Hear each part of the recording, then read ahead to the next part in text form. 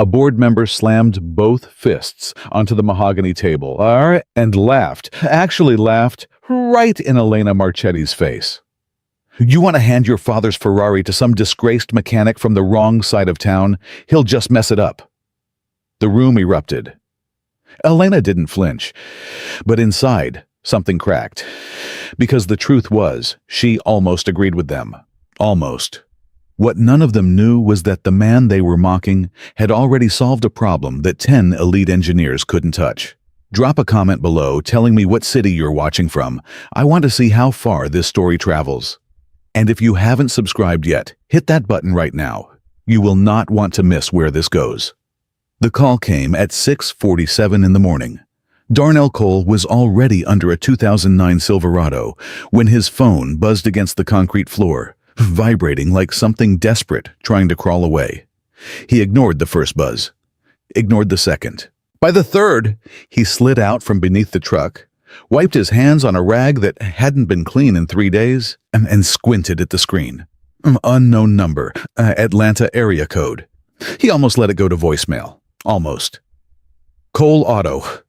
He answered, voice flat, and practiced the kind of voice that expected nothing and was rarely surprised. There was a pause on the other end, a short, controlled breath. Then, a woman's voice, precise and careful like someone who measured every word before she spent it. Is this Darnell Cole, the mechanic? The mechanic. He almost smiled at that. 5 years ago, people called him an engineer, an innovator, a name that moved through the halls of Maranello, Italy, with a certain kind of weight. Now he was the mechanic. Depends who's asking, he said. My name is Elena Marchetti. I was referred to you by Rosa Fuentes. She said you were... Another pause. Like she was choosing the next word very carefully. Unconventional, but effective. Darnell set the rag down on his workbench. His daughter Lily was still asleep in the back room, the small office he'd converted into a bedroom after they lost the apartment 18 months ago. She'd had a rough night. Her inhaler had run low, and he'd driven 40 minutes to the only 24-hour pharmacy that still honored their insurance.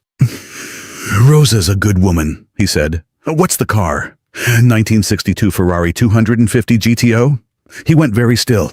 Not because of what the car was worth, though every gearhead in America knew a 62 GTO was the kind of machine that sold at auction for prices that didn't look real when you typed them out.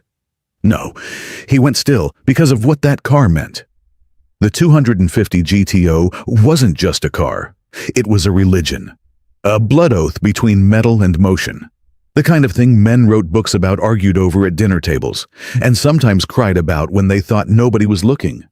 What's it doing? He asked. Misfiring. Intermittently.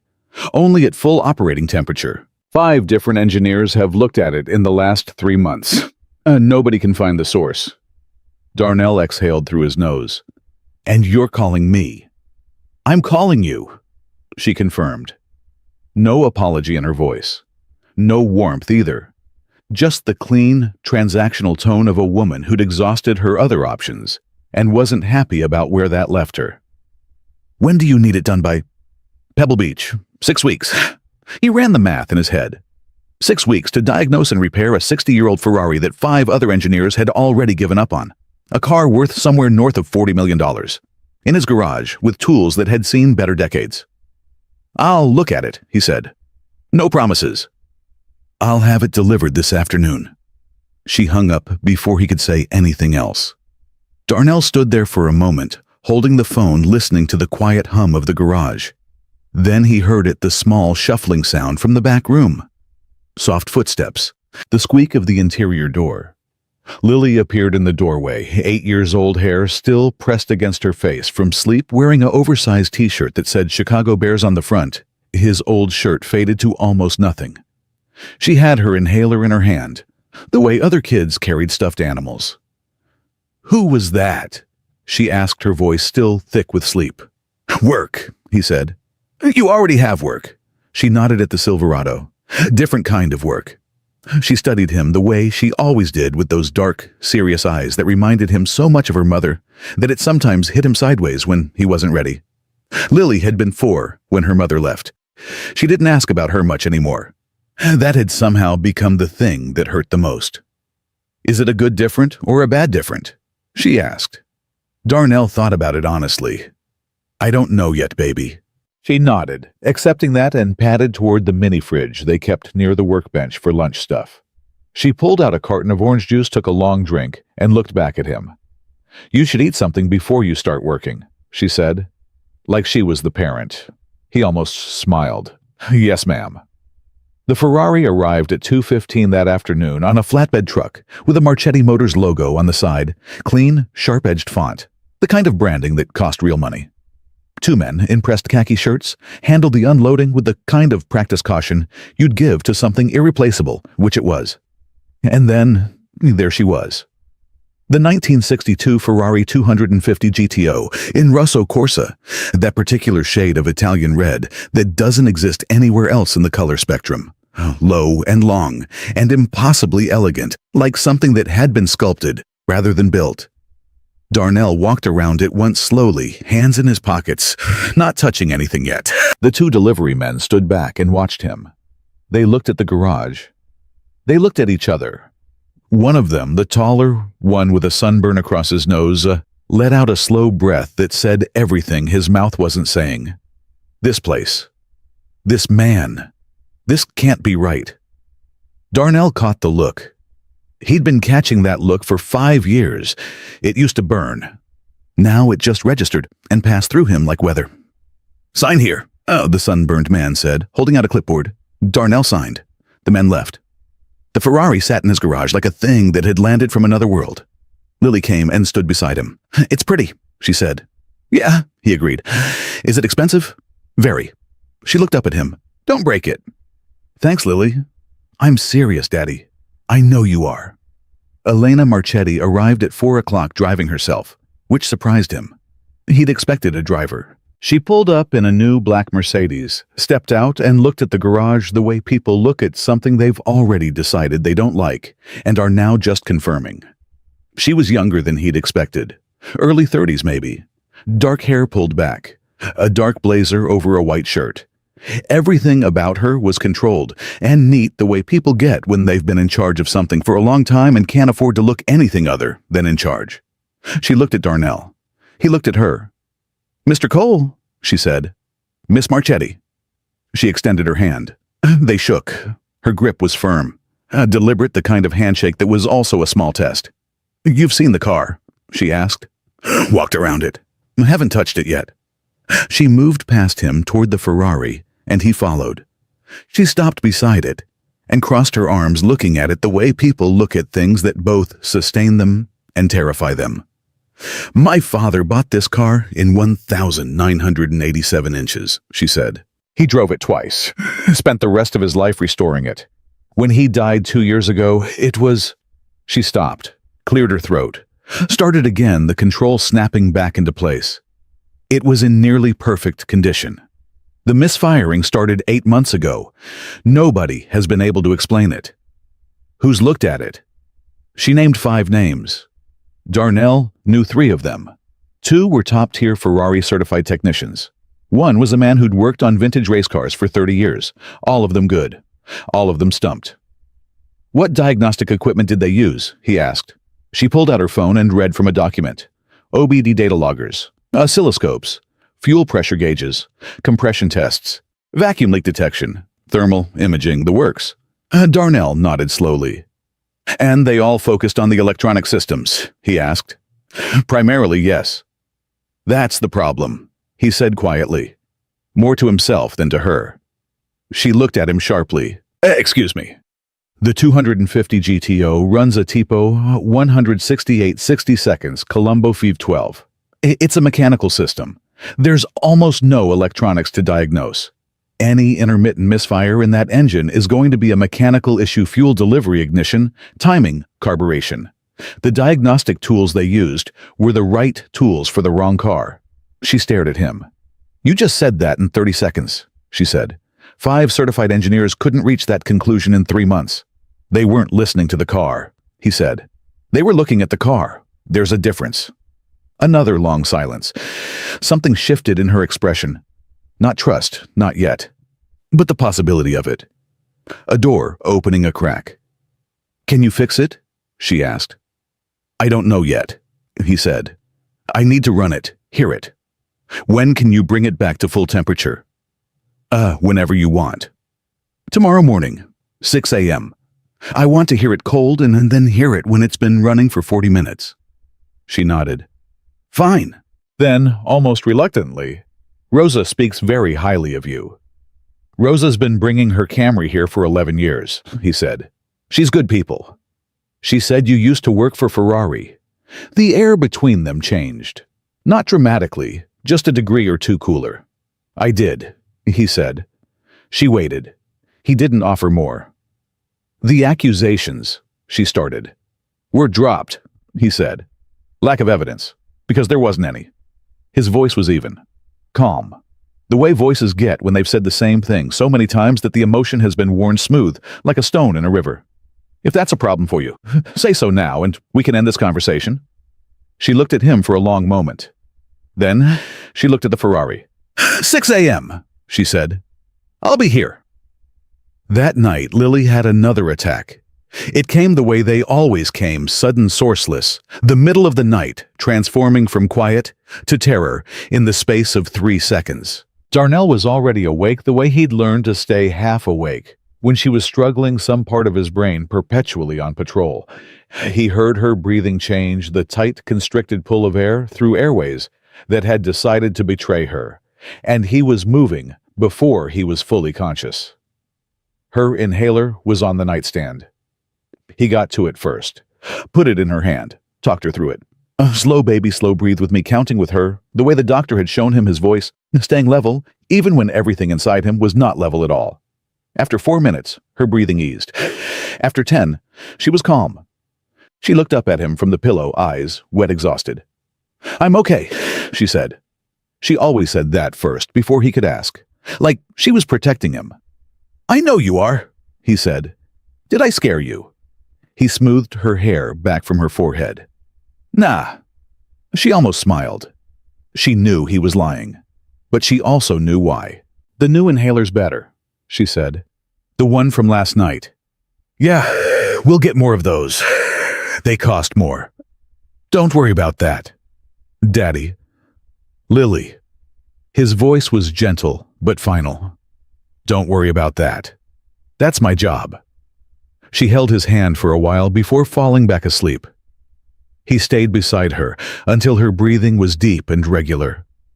Then he sat on the floor next to her bed in the dark and thought about Ferrari, about Pebble Beach, about a $40 million car sitting 20 feet away in the garage that was also his home. He thought about Dr. Okonkwo telling him 3 months ago that Lily's asthma had progressed to a severity level where environmental factors, specifically the air quality in this neighborhood near the highway near the industrial area, were making it worse. That they should consider moving.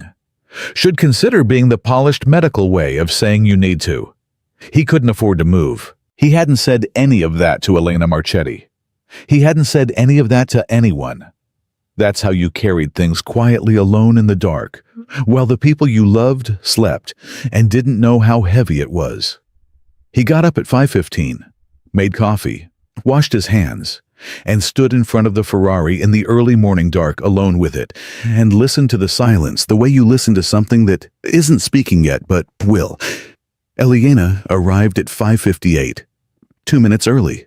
He noticed that. She was in the same controlled mode as the day before. Blazer pulled back hair, coffee cup in hand this time, but she looked like she'd slept poorly.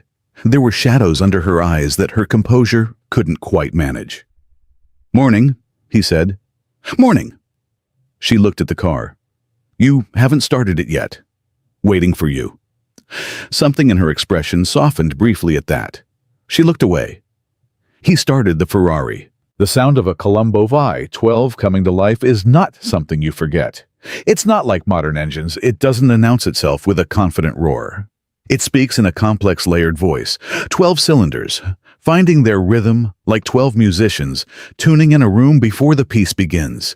It was beautiful. Even misfiring, it was beautiful. Darnell stood beside the car and listened. Not with instruments, not with a computer. He listened the way his grandfather had taught him to listen to engines when he was 7 years old in a different garage, a different life, with his whole body feeling the vibrations, hearing not just the sound, but the spaces between the sounds. Elena stood a few feet back. She was watching him, he knew, but he didn't look at her. He closed his eyes. For 20 minutes, neither of them spoke. Then the misfire came.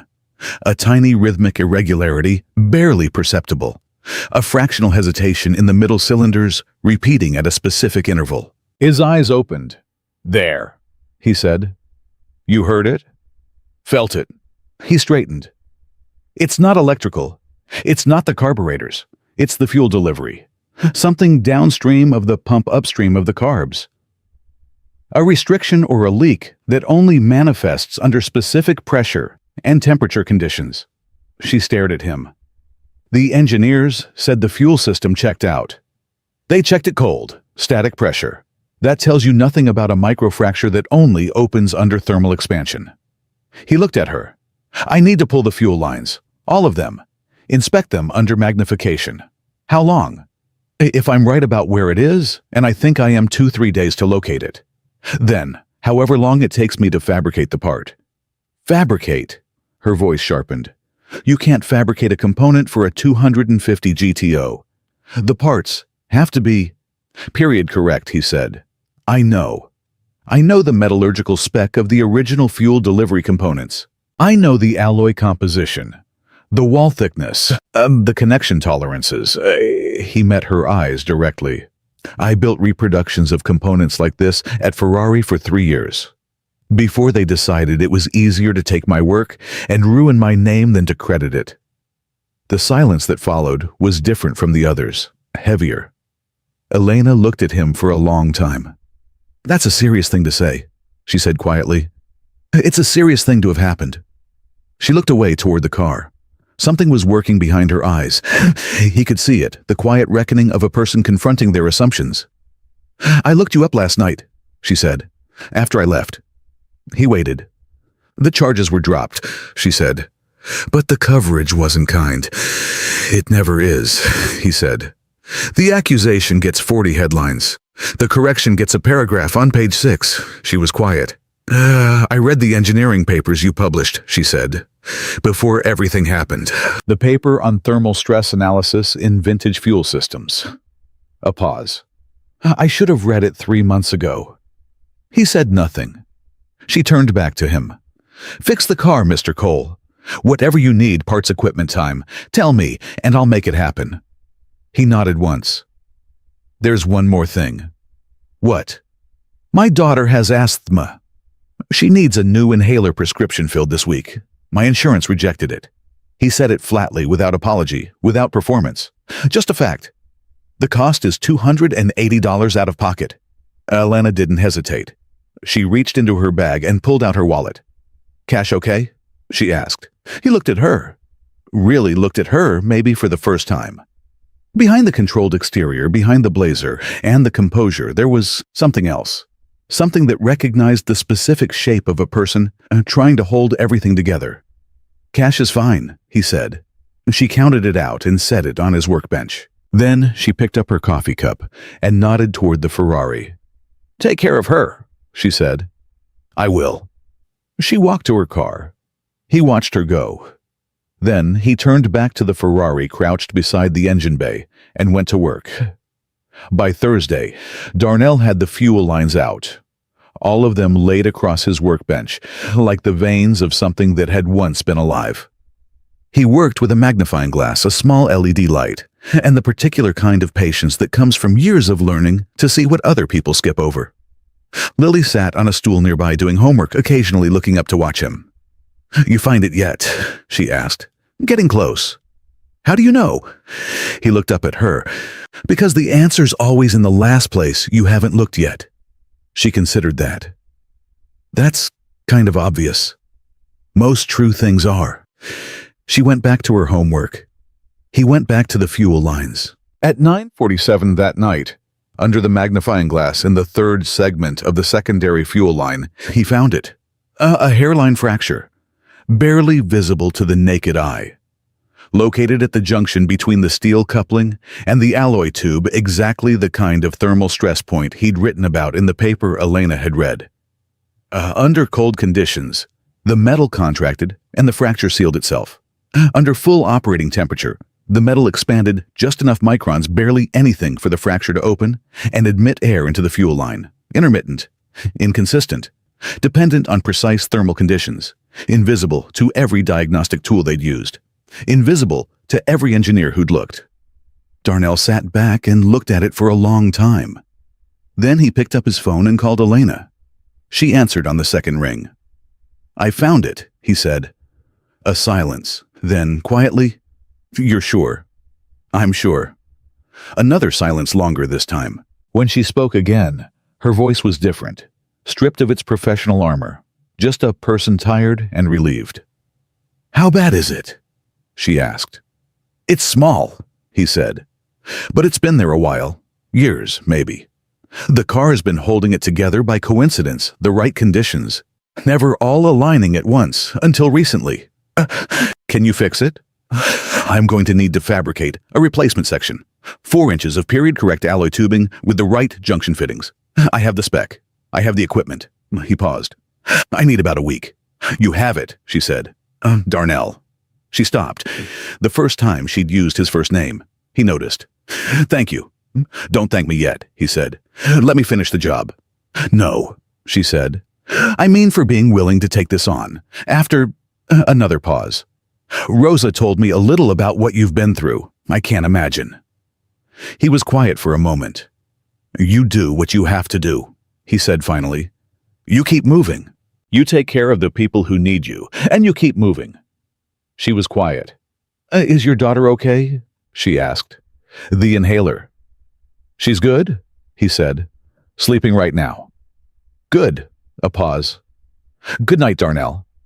"Good night." He set the phone down. Through the open door between the garage and the back room, he could hear Lily breathing. Steady, even. The sound he measured his whole life against. As long as that sound was right, everything else could be managed. He looked at the hairline fracture under the magnifying glass one more time. Tiny little thing, he thought. Tearing the whole engine apart from the inside? He knew something about that. He turned off the lamp, washed his hands, and went to check on his daughter. The week that followed moved the way hard weeks always move. Not fast, not slow, but with a kind of grinding weight that made every hour feel like something earned rather than given. Darnell worked on the Ferrari the way he worked on everything that mattered, methodically, quietly, without announcement. He'd sourced the alloy stock through a specialty metals supplier in Ohio, a man named Gareth, who'd been selling period-correct materials to vintage restorers for 25 years, and who, unlike most people in the industry, had never heard of Darnell Cole or what they said he'd done. That anonymity was a relief, so clean it almost felt like water. The fabrication process was slow. It had to be. The junction fittings on a 62 GTO fuel line weren't something you rushed. The tolerances were measured in thousandths of an inch, and a single deviation would mean the replacement part sat wrong, sealed wrong, performed wrong. Darnell worked at his bench lathe for hours each day, shaping the alloy with the same care a man gives to something irreplaceable, which it was. Lily watched him work when she got home from school. She'd pull up her stool, drop her backpack, and sit there doing homework in companionable silence, the particular silence of two people who've been alone together long enough that they don't need to fill every moment with words. Sometimes she'd ask questions. Sometimes she just watched. Either way, having her there made the work feel less like labor and more like something worth doing. On Wednesday afternoon, she looked up from her math worksheet and said, "The lady called again." Darnell kept his eyes on the lathe. "What lady?" "The Ferrari lady. Elena. She called the shop phone while you were at the supply store. I answered." He looked up then. "You answered the shop phone." "You always say answer if it rings more than 3 times." She shrugged. "It rang 4.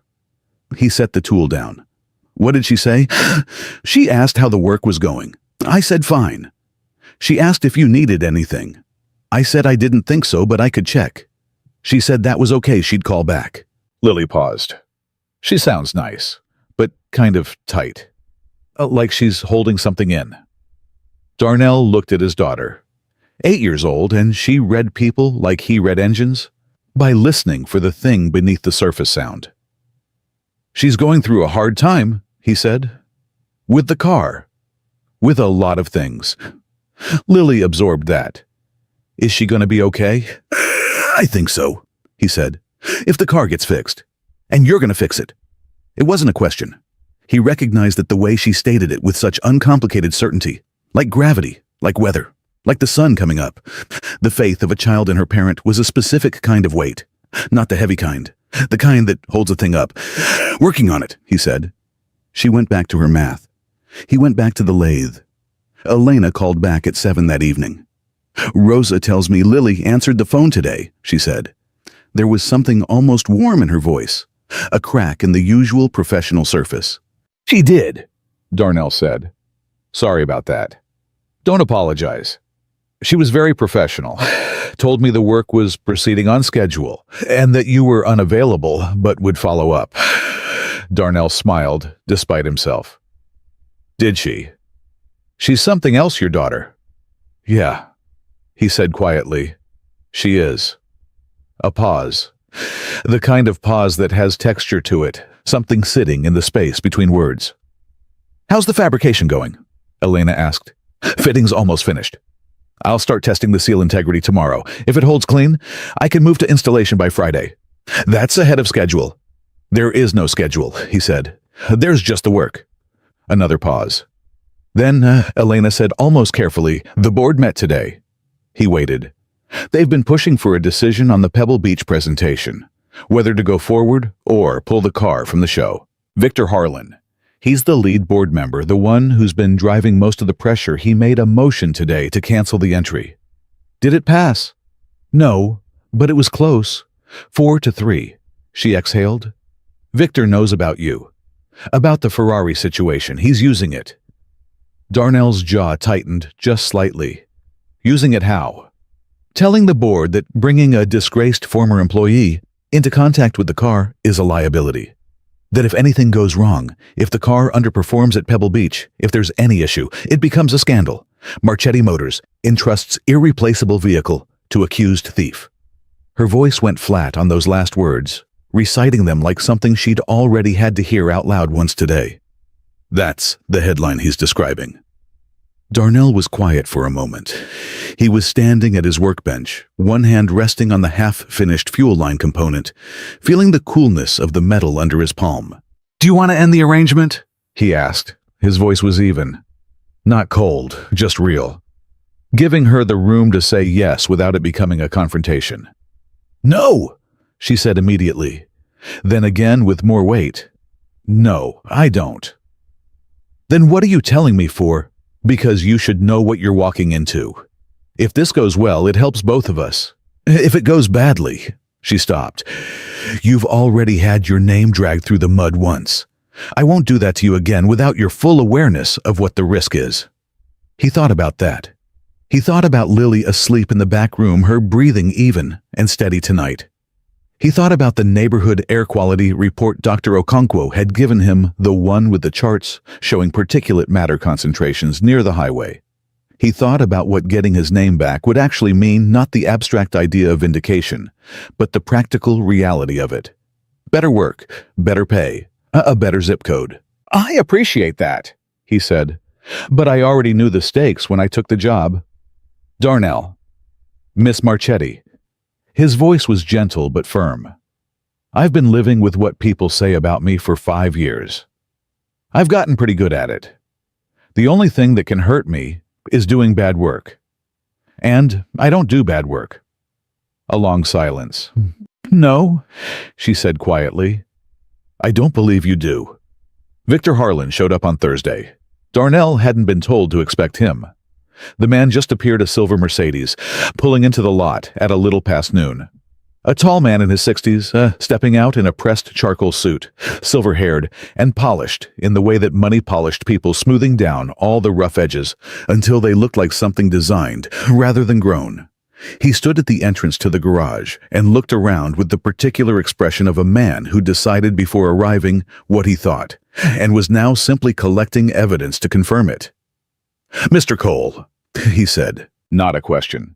A declaration like he was identifying a problem. Darnell was at the bench working on the seal test. He looked up. "That's me." Harlan walked in without being invited. He moved toward the Ferrari and looked at it not the way someone looks at something beautiful, but the way someone looks at an asset, calculating, appraising. "I'm Victor Harlan," the man said. "I'm on the board of Marchetti Motors." "I know who you are," Darnell said.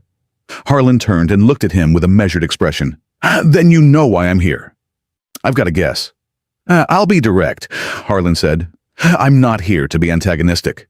I'm here because I have a responsibility to this company and its shareholders, and that responsibility requires me to assess risk. You, Mr. Cole, represent a significant risk." Darnell set his tool down. He didn't stand. He stayed at the bench, hands resting easy on the surface, looking at Harlan with the same kind of calm he used when listening to a difficult engine. Looking for the source of the noise, not reacting to it yet. "How do you figure?" he said. "Your history with Ferrari is—" "Resolved," Darnell said. "Charges dropped. No conviction. No finding of wrongdoing. Charges being dropped is not the same as being cleared. Actually, in this country it kind of is." Harlan's jaw moved slightly. "The public perception is not my problem," Darnell said. "With respect, the car has a hairline fracture in the secondary fuel line at the thermal expansion junction. 5 certified engineers missed it in 3 months. I found it in 4 days. The fabrication is on track. The car will be ready for Pebble Beach." He held Harlan's gaze. "That's what I'm focused on. That's what you should be focused on." Harlan stared at him. Something worked behind his eyes. Not quite respect, but the involuntary acknowledgement that comes when a man has been addressed directly and found that the directness has weight. "You're confident," Harlan said. "I'm accurate," Darnell said. "There's a difference." Harlan walked closer to the workbench. He looked at the fuel line component. Darnell was working on the finished section, gleaming under the shop light, the junction fittings precisely shaped. "That's hand-fabricated," Harlan said. "Yes." "From what spec?" "Period-correct alloy. The same metallurgical composition as the original 1962 component. I have the documentation if you want to see it." Harlan looked at the component for a long moment. Whatever he'd come here expecting, Darnell could tell it wasn't this level of specificity, this sureness. The man had come expecting to find someone to dismiss. Instead, he'd found someone who knew exactly what he was doing and wasn't impressed enough by Harlan's presence to pretend otherwise. "Miss Marchetti trusts you," Harlan said finally. The words came out sounding like a question, despite not being phrased as one. "She trusted the work," Darnell said. "That's all I asked for." Harlan picked up the finished component gently to his credit and turned it over in his hands. "You published a paper," he said, "on thermal stress fractures in vintage fuel systems." Darnell hadn't expected that. "You read it?" "I had it pulled this morning." Harlan set the component back down. "It's specific, technical, the kind of work that comes from real expertise, not from," he stopped. "Not from a mechanic in a garage on the wrong side of town," Darnell said. Harlan met his eyes. There was something in the man's expression that was harder to categorize than simple arrogance, something more complicated, like a person who had built a set of beliefs about how the world worked and was now standing in front of evidence that created friction. "I'm not your enemy, Mr. Cole," Harlan said. "You don't have to be my enemy to do me damage," Darnell said quietly. "You just have to keep talking to people about what I am instead of what I can do." The silence that followed was long and still. Then Harlan nodded once, a small, almost imperceptible motion. He turned and walked back toward the entrance.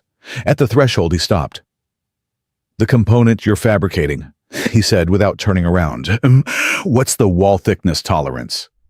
"Plus or minus 0.04", Darnell said, "to match the original Colombo spec."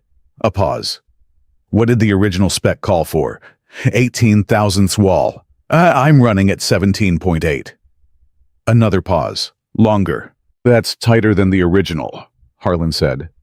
The original had 62 years to work with, Darnell said. Mine doesn't have the benefit of time. So it has to be right, the first time. Harlan was quiet for another moment. Then he walked out without another word. Darnell heard the Mercedes start, heard it pull out of the lot, heard the sound of it recede down the street. He picked up his tool, went back to work. The installation happened on Friday as promised. Elena was there. She arrived early again, 5:45 this time, a full 15 minutes before he'd said 6, and stood back without being asked, watching without interfering. He'd worked with people who couldn't do that, who filled the space with suggestions and anxieties and questions as if their worry was more useful than his silence. Elena just watched. The installation took 4 hours. Darnell worked with deliberate slowness, fitting the new component into the fuel line at the precise angle and torque spec required by the original assembly manual, a document he had photographed from a copy in the Ferrari archives years ago, before he'd lost access to all of that. When the final connection was sealed, he wiped down the work area, closed the engine bay, and stood. "Okay," he said. "Let's run it." He started the Ferrari. They stood side by side, close enough that he could feel the small warmth of another person, and listened to the engine climb through its operating cycle. The Colombo 512 spoke in its layered voice, all 12 cylinders moving through their choreography. Darnell closed his eyes. Elena was still beside him, very still. 20 minutes passed. 30. The engine continued running. Smooth even without the fractional hesitation, without the rhythmic irregularity he'd heard on Tuesday morning. The temperature gauge climbed to full operating temperature and held. 40 minutes. Nothing. Elena said quietly, almost to herself, "It's not misfiring." "No," he said. "It's not." She turned and looked at him. There were tears in her eyes, not the kind that come from sadness, but the kind that come from relief so large the body doesn't know what else to do with it. She blinked them back hard, the way controlled people do when emotion arrives without permission. "How?" she said. Just that. One word. The fracture was allowing air infiltration into the fuel delivery under thermal expansion. The new component seals cleanly across the full temperature range. The engine's been starved for a clean fuel-air mixture for months, maybe longer. He looked at the running car. "It's not starving anymore." She put her hand over her mouth for a moment. Then she dropped it. "My father bought that car when he was 34 years old," she said. "He told me the sound of it running properly was the most honest sound he'd ever heard. Because a machine that complex, when everything's right, when every piece is doing what it's supposed to do, there's nothing hiding. It just runs." Darnell looked at her. "He sounds like he understood cars." "He understood a lot of things," she said. "He just wasn't always good at saying them." A small quiet fell between them. The Ferrari ran on. "I need to tell you something," Elena said. "Okay. Victor Harlan came to see you yesterday. I know. He called me after. He didn't say much. He's not a man who says much when it doesn't serve him. But he said," she paused. "He said he owed you an apology. Those were his exact words. Victor Harlan does not use those words easily." Darnell thought about the component turning over in Harlan's hands, about the question the man had asked about wall thickness, about the small reluctant nod at the doorway. "He doesn't owe me anything," Darnell said. "Just don't cancel the Pebble Beach entry." "He's not going to cancel it." Elena looked at him. "He moved this morning to formally endorse it. 4-0, the other 3 board members fell in line." She paused. "He also pulled your paper from the Ferrari archive. Sent a copy to each board member with a cover note." Darnell went very still. "What did the note say?" "It said," Elena stopped, seemed to be recalling the exact words. "It said, I suggest we reconsider the value of expertise based on credentials versus expertise based on results. We have an example of the latter in our garage right now." He didn't say anything for a moment. The Ferrari ran on behind them, even and clean and honest. "That doesn't fix everything," he said finally. "No," she agreed. "It doesn't. But it's a start." He nodded. I need to run it for another 20 minutes at full temperature. Then, a road test to confirm under load. After that, we'll know for certain it holds. I'll stay. You don't have to. I know, she said. I want to. The road test was Darnell's idea and Elena's nerve. He drove. She sat in the passenger seat of a $40 million piece of Italian history, which was the kind of sentence that didn't seem real until you were actually in it, feeling the car breathe beneath you through every inch of pavement.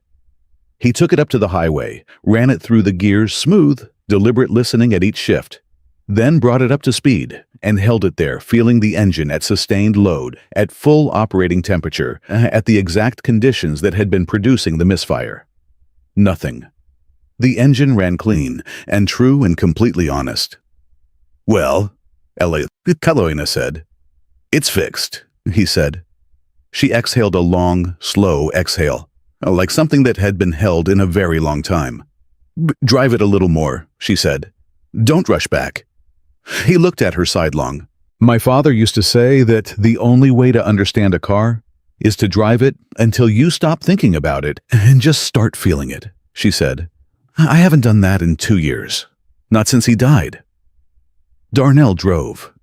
He let the GTO stretch its legs on a long, open stretch of road, listened to the Colombo 512 sing at the kind of sustained note it was built for.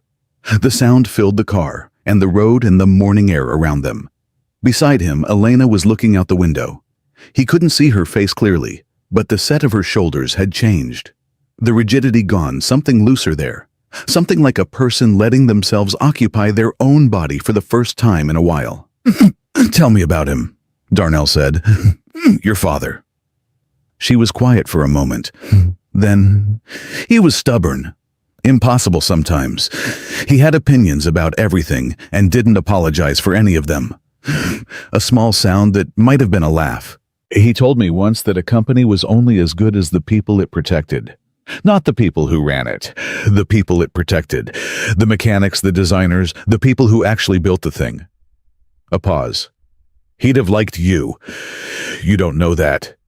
Yes, I do, she said. He had a talent for recognizing people who were more interested in getting it right than in being recognized for getting it right. She looked at him then. That's a rarer thing than most people think. He didn't answer that. He drove. When they got back to the garage, Lily was sitting on the front step eating a granola bar homework spread across her knees, backpack beside her. School had let out while they were on the road test. She watched the Ferrari pull in with big eyes. You took it on the road, she said. Had to test it under load, Darnell said. And fixed. Lily looked at Elena, who was getting out of the passenger side. You rode in it. Elena smiled, a real one, the controlled professional surface, completely gone for a moment. I did. Was it scary? A little, Elena admitted. But in a good way. Lily considered her. You're the Ferrari lady. I am. Daddy said you're going through a hard time. Darnell closed his eyes briefly. Lily. He talks about you sometimes, Lily continued, apparently unaware of or uninterested in her father's quiet distress. Not a lot, but sometimes. He said you're brave. Elena looked at Darnell.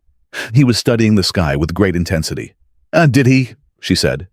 He doesn't say that about many people, Lily said in the matter-of-fact tone of someone delivering a public service announcement.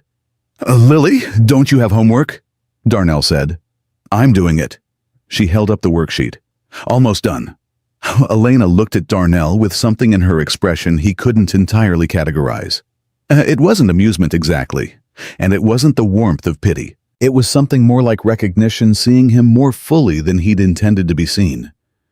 She's got your honesty, Elena said quietly. Unfortunately, he said. That night after Elena left, after Lily was in bed with her new inhaler on the nightstand, and her breathing, even after the Ferrari sat silent and fixed in the garage 20 feet away, Darnell sat at his workbench with a cup of cold coffee and thought about what it meant to have done a thing right. Not the recognition of it. Not what Harlan might say to the board, or what the Pebble Beach entry meant, or what any of it might mean for his name and his future. Just the work itself. Just the hairline fracture found and fixed the new component, sealed clean. The Colombo Phi 12 running honest. He thought about his grandfather, who had run a garage in Alabama for 38 years, who had never worked on anything more exotic than a Ford pickup, who had told him at age 7 that the thing about machines was that they didn't care who you were. They only cared whether you listened. A machine didn't know your name. It didn't know what people had said about you, or what you'd lost, or where you lived. It just ran, or it didn't. It just held, or it broke. He had listened. He had found it. He had fixed it. The rest, what the board thought, what Victor Harlan said in his cover notes, what Pebble Beach meant for Elena's company, and his own, standing in a world that had written him off, that was the noise around the real thing. It was never the real thing. He set down the cold coffee, turned off the workbench light, and went to look in on Lily.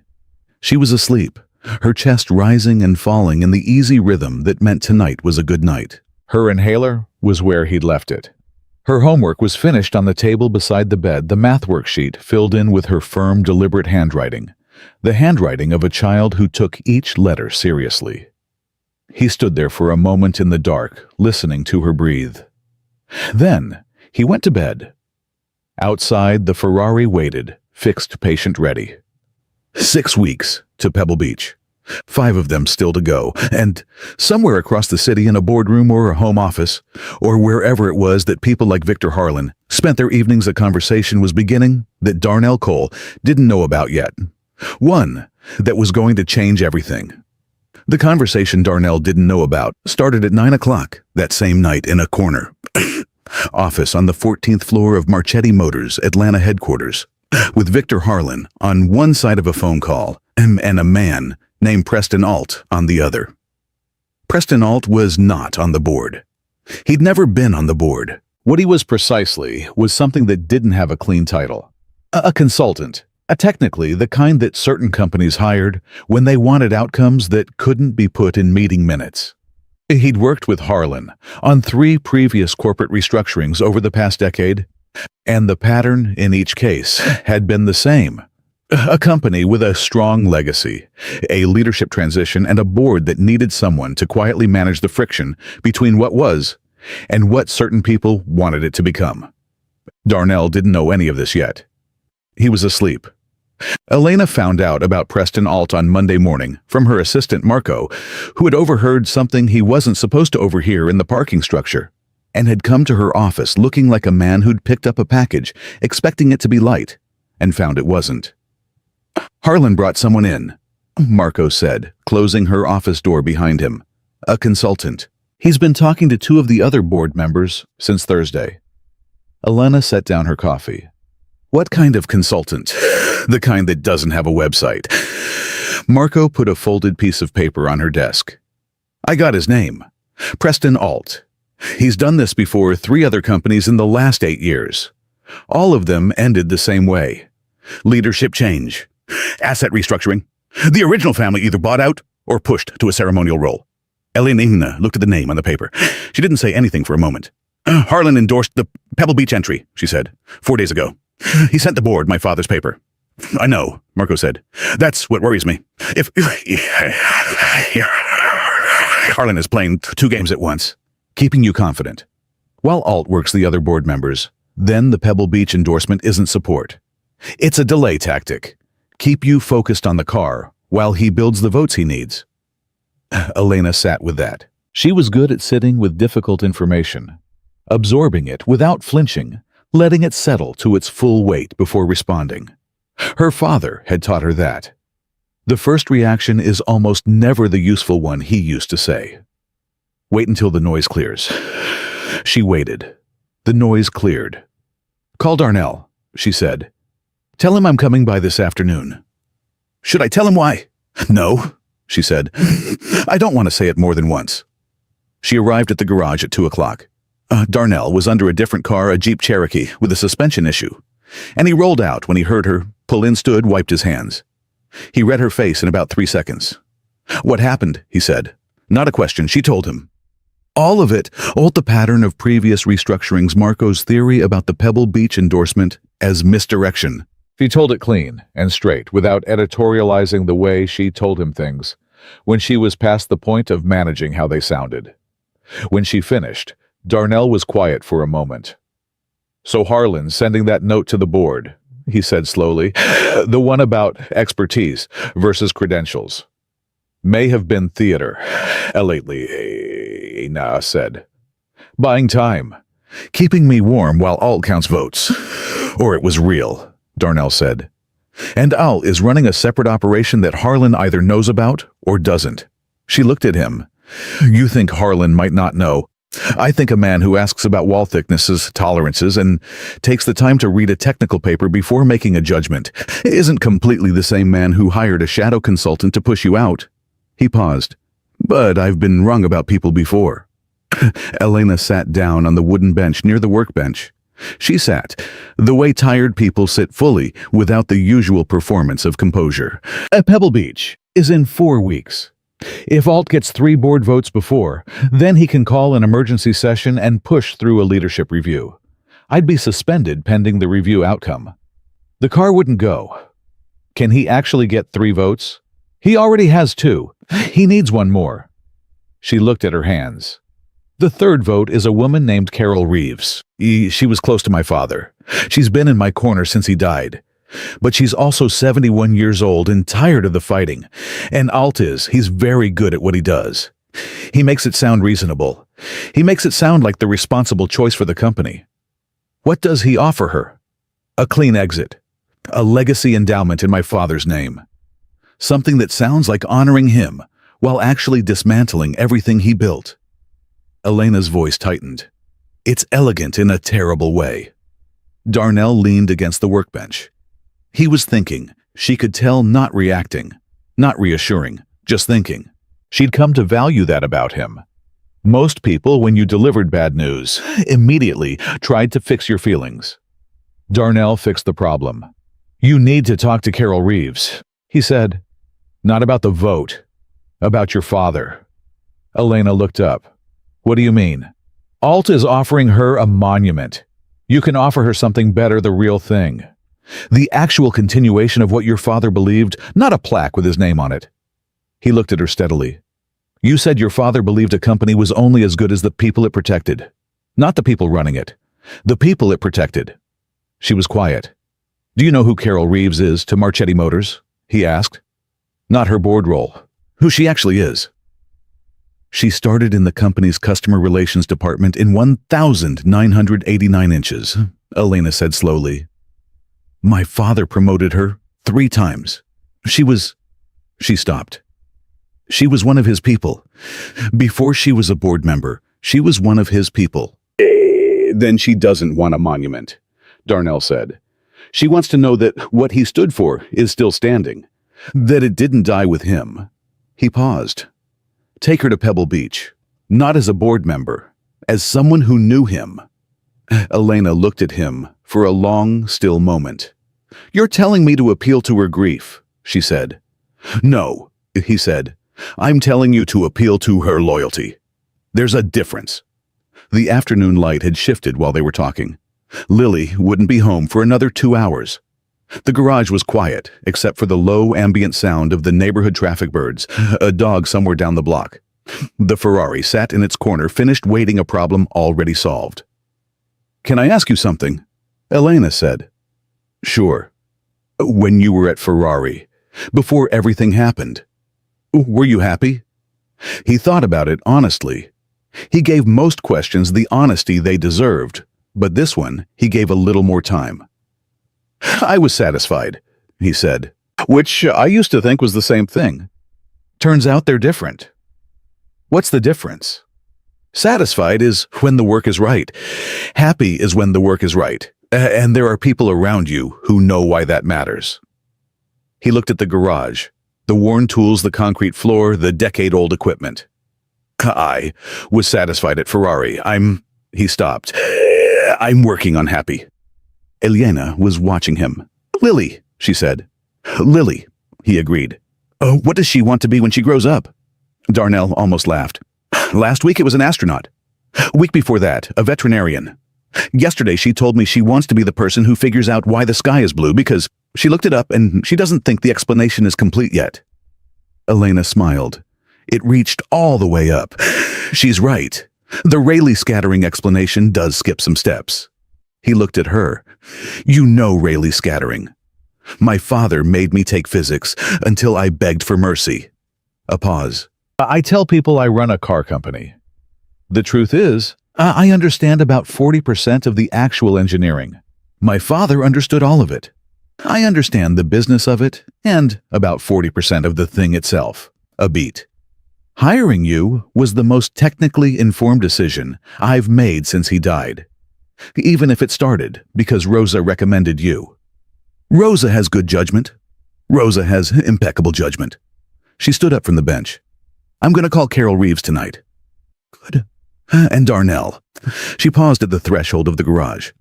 What you said about the company being only as good as the people it protects. When I take the car to Pebble Beach, I want to say something about that publicly. About you. About what happened to you at Ferrari. She met his eyes. With your permission. The request landed quietly. He felt the full weight of it, not just what it offered, but what it cost her to offer it. Publicly connecting her company to his name, his history, his accusation, and its inadequate resolution at the highest profile automotive showcase in the country. That wasn't a small thing to offer. Let me think on it, he said. She nodded. Take the time you need. She looked at the Ferrari one more time. He'd have loved knowing that car was fixed by someone who actually understood it. Go call Carol Reeves, he said. She almost smiled. Yes, sir. She left. He went back under the Jeep. Carol Reeves called Elena back the next morning before Elena had finished her first cup of coffee. That meant Carol had been awake early too and thinking, which was either a very good sign or a very bad one. I know about Alt, Carol said. Her voice was older but direct, the kind of directness that came from decades of not having time for preamble. Victor brought him to me 2 weeks ago, sat me down and made his case. Elena's hand tightened on the phone. Oh, what did you say? I told him I needed time to think. A pause. I've been thinking. Carol, let me finish. Not unkindly, but firmly. Alt's offer is clean. It protects the shareholders, provides a clear succession plan, establishes an endowment that carries Antonio's name. From a pure governance standpoint, it's the responsible option. Well, Lena closed her eyes. But your father told me something once, Carol continued, about this company. He said, and this was during a bad quarter years ago, when the board was pushing him to cut the restoration division, he said, the day we stop caring about the cars, Carol, is the day we stop deserving to sell them.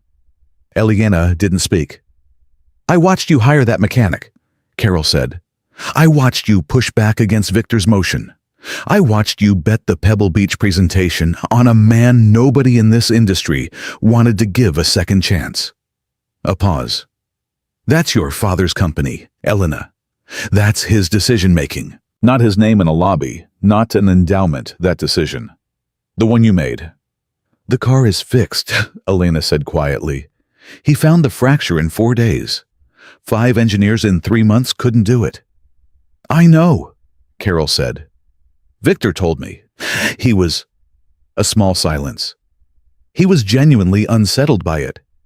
Victor doesn't unsettle easily. So, you're not voting for Alt's motion. I was never going to vote for Alt's motion, Carol said. I just needed you to show me you were still your father's daughter, and not just his heir. Another pause, gentler. You showed me. I wailed. Thank you, Carol. Don't thank me. Take that car to Pebble Beach and make your father's name mean something. I will. And Elena, bring the mechanic. What? Bring him. Don't just talk about what he did. Let people see him. Let them see the kind of person you chose to trust. Carol's voice softened slightly. The story isn't just the car.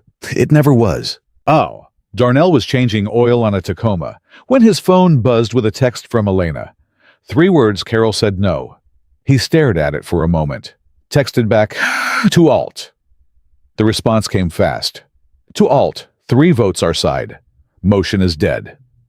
He set the phone down and went back to the oil change. The Tacoma owner was a man named Gerald, who'd been coming to the garage for 7 years, and who now sat in a lawn chair by the entrance, the way some people sat in barbershop chairs, like the being there was part of the service. Gerald was 63, retired Navy, and had an opinion about everything that he delivered with the confidence of someone who had been right enough times not to worry about the times he hadn't. "You look like you just heard something good," Gerald said. "Maybe," Darnell said. "The Ferrari thing," Gerald said. "Working out." Darnell looked up. "How do you know about the Ferrari?" Gerald spread his hands. "Man, you had a $40 million car sitting in your garage for 2 weeks. The whole block knows about the Ferrari." Darnell went back to the oil change. "It's working out. Those corporate people treating you right. Better than expected." Gerald was quiet for a moment. "You know what the problem with corporate people is," he said. It was clearly a rhetorical question because he continued immediately. "They spend so much time managing things that they forget how to just trust a person. They need a committee to do what any sensible man would do in 2 minutes." "Some of them are all right," Darnell said. "High praise from you," Gerald said. "You don't give that out easily." "No," Darnell agreed. "I don't." He finished the Tacoma, cleaned his hands, and called Elena back. She picked up on the first ring. "I thought about what you asked," he said. About saying something publicly. At Pebble Beach. And I'll be there. You can say what you need to say. But I'm not standing on a stage." "I'm not asking you to stand on a stage." "Then what are you asking?" A pause. "I'm asking you to stand in the same room. To be visible. Because there will be people at that event who know your name and know what they said about you. And I want them to see you there, standing next to a car you fixed in a room where the car is winning." Her voice was measured, but there was something underneath it, something that was less about strategy, and more about the particular way some people care about fairness when they encounter its long overdue arrival. "I want them to see that." He was quiet for a moment. "Lily's been asking if she can come," he said. A brief pause. Then Elena's voice warmer. "I was going to ask if I could invite her. She'll need something to wear that isn't a Chicago Bears t-shirt." Elena laughed. An actual laugh, the unmanaged kind. "I'll handle that." "You don't have to." "Darnell, I want to." A pause. "She's going to love it. The cars, the people, the whole thing. She's going to take it all in and tell you later that she has 17 questions about engine displacement." He thought about Lily's face. The way she'd looked at the GTO the first day it arrived. The way she'd said it's pretty like it was a simple fact that needed recording. "Yeah," he said. "She probably will." "Good." Elena's voice settled back into something quieter. 4 weeks. 4 weeks, he said. He hung up. Gerald was still in his lawn chair, watching him with the expression of a man who had put a narrative together and found it satisfying. "What?" Darnell said. "Nothing," Gerald said. "Just thinking." "About what?" "About how things have a way of coming around." Gerald picked up his coffee cup, which had been sitting there long enough to be cold. "Man does good work. Long enough, quietly enough, it starts to speak for itself. Takes a while, but it does." Darnell picked up his tools. "You finish your philosophy, I'll finish your oil change." "Already done," Darnell said. 20 minutes ago." Gerald looked at his car, looked back at Darnell. "You could have told me. You seemed like you were on a roll." Gerald stood up, laughing, shaking his head. He handed over the keys paid and walked toward his Tacoma. At the driver's side door, he stopped. "That little girl of yours," he said. "She know how good her daddy is." Darnell considered that seriously the way he considered most things. "She knows I try," he said. Gerald nodded, like that was the correct answer. He got in his truck and drove away. Darnell stood in the garage entrance for a moment, hands at his sides, looking at the street. The light was going gold, the way it did in late afternoon, falling across the cracked pavement, and the worn signage, and all the ordinary textures of the life he'd built from what had been left after everything else was taken. He thought about 4 weeks. He thought about Pebble Beach. He thought about Lily in something other than a Bears t-shirt, standing beside a 1962 Ferrari 250 GTO that ran because her father had listened when no one else had bothered to. He went inside to start dinner. Behind him in the garage, the Ferrari waited in the fading light patient as a promise that hadn't been collected yet. The 4 weeks moved differently than Darnell expected. He'd anticipated the waiting to feel like pressure, the kind that builds slow and quiet until you're aware of nothing else. Instead, the weeks felt almost ordinary. He took jobs. He fixed cars. He made dinner. He helped Lily with homework that was getting harder in ways that made him quietly proud. He ran the Ferrari twice more, once at the end of week 2, once at the start of week 4, listening for anything that shouldn't be there. Both times the engine ran clean. The repair held. What changed was smaller than he'd anticipated and larger than he could have prepared for. It was the phone calls. They started the week after the board vote. The first came from a man named Thomas Bright, a vintage car restorer in Savannah, who said he'd gotten Darnell's number from Elena Marchetti and wanted to talk about a 58 Porsche 356 that had been giving him problems for 6 months. Then, a woman in Nashville with a 67 Jaguar E-Type. Then, a collector in Charleston who had 3 cars and a specific problem with all 3 that his regular shop couldn't diagnose. Darnell took each call the same way, carefully, without excitement, asking the right questions, making no promises. But by the end of week 3, he had a notebook with 7 names and 7 problems, and every one of them was the kind of problem he was built to solve. He didn't say anything to Elena about it. He filed it away in the part of his mind that held things worth thinking about later when there was time. Lily, however, had opinions. "You have a waiting list," she announced one evening, appearing in the garage doorway with the notebook in her hand. She had clearly been reading it. "That's my work notebook," he said. "I know. You left it on the bench." She held it up. 7 names, 7 cars. "You have a waiting list, Daddy. Put that back." "This is good," she said, not moving. "This means people want you. Lily, I'm just saying." She set the notebook down on the bench precisely where she'd found it, with the particular care of someone who wanted credit for being responsible. "You should charge more." He looked at her. "Good night, Lily. I'm serious.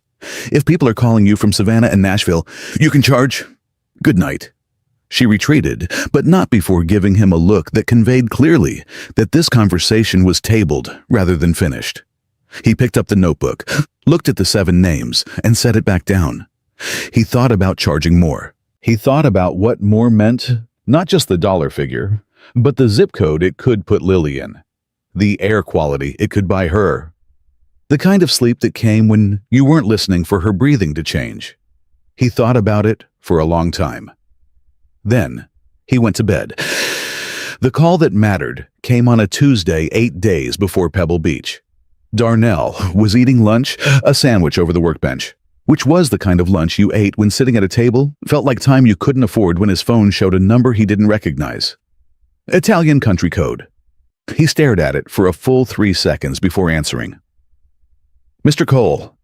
The voice was accented, older, measured in the way of someone who spent their career in rooms where what was said carried consequence. "My name is Roberto Caruso. I am the director of the Heritage Restoration Program at Ferrari SPA in Maranello." Darnell set down the sandwich. "I'll give you a moment to be surprised," Caruso said, and there was something almost dry in it. Not humor exactly, but its structural cousin. "I'm not surprised," Darnell said, which was a lie, but a useful one. "We became aware recently of your work on the Marchetti GTO," Caruso said. "Specifically, the thermal fracture diagnosis and the period-correct fabrication." A pause. "The paper you published in 2018 on thermal stress analysis in vintage fuel systems. Are you aware that paper is currently referenced in our internal restoration documentation?" Darnell was quiet. "We cited it in 2019 inches, Caruso continued, after the work stood up to peer review. We should have reached out to you then. We did not. That was not our best moment." The pause he gave the words suggested they had been chosen with care. "I am calling now because the situation demands it, and because certain things should be said that have not been said." "What situation?" Darnell asked. His voice was even. He was aware of his heart doing something irregular in his chest, but he was not going to let that into his voice. There is a conversation happening at the executive level about the accusations made against you in 2019 inches, Caruso said. I am not in a position to speak to the legal dimensions of what occurred. What I can tell you is that internally, the consensus has shifted regarding the origin of the intellectual property in dispute. The engineer who made the original accusation, he is no longer with the company. When did that happen? Darnell asked. 14 months ago. A pause. I will not insult you by suggesting that timeline is a coincidence. Darnell stood very still. He was holding the phone with both hands now, without realizing it, the way you grip something when the ground feels uncertain. Mr. Caruso, he said, say the plain thing. I'd rather hear it plain. A brief silence. The accusation was false. We have reason to believe it was made deliberately to protect the reputation of the engineer who had appropriated your methodology. The company is considering how to address that in a formal capacity. I am not authorized to speak to specifics, but I am authorized and personally motivated to tell you that your work, both the published work and the work you did here, has been recognized internally as the work of an exceptional engineer. Another pause. You deserved better from us. That is the plain thing. The garage was very quiet. A car went by outside. Somewhere down the block, someone was mowing a lawn. Why now? Darnell said. Because Miss Marchetti is bringing that GTO to Pebble Beach in 8 days. Because the story of who fixed that car and how and why 5 other engineers failed, where you succeeded. That story is already moving through the collector community. It will be a larger story after the show. Caruso's voice was measured, but not cold. We would rather be on the right side of that story, Mr. Cole, than be reminded of our failure by it. That's honest, Darnell said. I prefer honest. So do I, Darnell exhaled. What are you actually asking me, Mr. Caruso? Nothing, Caruso said. That is the truth. I am asking nothing. I am offering a conversation when and if you want one about what a formal acknowledgement from the company might look like. Not a press statement, not a corporate gesture. A real conversation with the right people about what we owe you, and what, if anything, you want from us. A pause. You may want nothing. That is entirely your right. But the offer is open. Darnell thought about what he wanted. It was not the first time he'd thought about it. He'd thought about it at 3 a.m. more times than he could count in the years after everything came apart. He'd wanted his name back. He'd wanted the work to have meant something. He'd wanted Lily to be able to say her father's name without explaining what came after it. I'll think about it, he said. That is all I ask, Caruso said. There is one other thing. I have been authorized to offer that Ferrari will send a representative to the Pebble Beach presentation. Not to speak, not to insert ourselves into Miss Marchetti's moment. Simply to be present. To stand publicly in proximity to the car you repaired. He paused. We will not say anything unless you wish us to, but being there is a statement of its own. Darnell understood what Caruso was saying. Standing in the same room publicly was not nothing. Not for a company that had watched him lose everything and stayed quiet for 5 years. Send your representative, Darnell said. I'll be there. Good, Caruso said, and then with what Darnell recognized as genuine feeling behind the professional restraint. Your grandfather ran a garage in Alabama. You have mentioned him in interviews. I hope he knew what he built. Darnell's throat tightened just slightly. He didn't, he said. But I do. He called Elena 20 minutes later. She answered mid-sentence of something else, then heard his voice and stopped. Tell me, she said. He told her. All of it, Caruso, the internal shift in consensus. The offer of a formal conversation, the representative at Pebble Beach. He told it the way he'd told her things from the beginning, clean and straight, no performance. When he finished, there was a silence on her end, long enough that he checked to see if the call had dropped. Elena, I'm here. Her voice was careful in the way voices get when a person is working hard to stay composed, and knows you can hear them working at it. I made some calls last month, after you told me about the accusation. I contacted 2 people I know who still have connections inside Ferrari. I asked them to look into it. Darnell was quiet. I didn't tell you because I wasn't sure anything would come of it, and I didn't want to." She stopped. "I didn't want to offer you hope I couldn't deliver, but I asked. I pushed." A pause. "Maybe that had something to do with the timing. Maybe not. I don't know." He thought about that. About Elena Marchetti carrying the full weight of her own company's crisis, taking time she didn't have to make calls on behalf of a mechanic she'd known for 5 weeks. "You could have told me," he said. "I know," she said.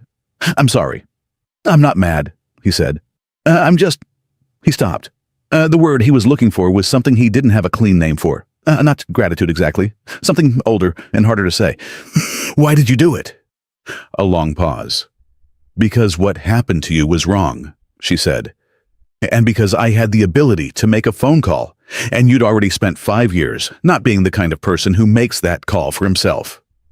Her voice was quiet, but firm. "You were fixing a car. Someone needed to do the other thing." He didn't say anything for a moment. "The board doesn't know you made those calls," he said. "No. Harlan doesn't know. No. You did it without calculating what it cost you or gained you. Darnell." "I'm not criticizing," he said. "I'm just saying it out loud so you know that I know." He paused. "Thank you." The silence between them was different from the early silences, not the silence of strangers assessing each other, but the silence of two people who had crossed enough ground together that the quiet between them was comfortable rather than careful. 8 days, she said. 8 days, he agreed. The dress situation happened on Thursday. Elena arrived at the garage with a garment bag and a cardboard box which she set on the workbench, with the confidence of someone who had made decisions and was not apologizing for them. Lily looked at the garment bag with the specific expression of a child who has been surprised by something she is not sure yet whether to be pleased about. "What's that?" Lily asked. "Something for Pebble Beach," Elena said. She unzipped the bag. Inside was a dress, not elaborate, not the kind of thing that announced itself loudly, but clearly good. Navy blue, well fitted to the measurements Elena had gotten from Darnell in a conversation he now realized he should have been more suspicious of. A small gold detail at the collar. Lily stared at it. "I have to wear a dress," she said. "You don't have to do anything," Elena said. "But this is Pebble Beach. It's a nice event. I have nice clothes. You have a Chicago Bears t-shirt that you've worn 4 of the last 6 times I've been here." "It was my dad's." Elena looked at Darnell. He shrugged because there was nothing to say it was true, and they both knew it. "The dress has pockets," Elena said to Lily. 2 of them. "Deep enough for a phone." Lily looked at the dress with recalibrated interest. "Both sides." "Both sides." A pause. "Okay," Lily said. "I'll try it." She took the garment bag to the back room. Elena opened the cardboard box, which contained, among other things, a pair of shoes that would fit Lily, a small pressed collar shirt for Darnell in a shade of gray that suggested Elena had thought about what he actually looked like, and a folded document that she set separately on the workbench. "What's that?" Darnell asked, nodding at the document. Elena unfolded it. It was a letter on Marchetti Motors' letterhead, dated that morning. He read it. It was a formal statement. Not a press release, not a corporate communication, but a letter addressed to the automotive industry press. It summarized in clear language what had happened to Darnell Cole at Ferrari. The accusation, the dropped charges, the subsequent blacklisting. It described his diagnosis and repair of the 250 GTO. It stated with Marchetti Motors' formal backing that Darnell Cole was an engineer of exceptional skill and integrity, whose professional reputation had been unjustly damaged, and that Marchetti Motors was proud to stand behind his work. At the bottom was Elena's signature. Below it, unexpectedly, Victor Harlan's. Darnell read it twice. Then he set it down. "Victor signed this," he said. "He asked to," Elena said. "I didn't suggest it." Darnell looked at the signature. He thought about a man in a charcoal suit standing in his garage, turning a fuel line component over in his hands, asking about wall thickness.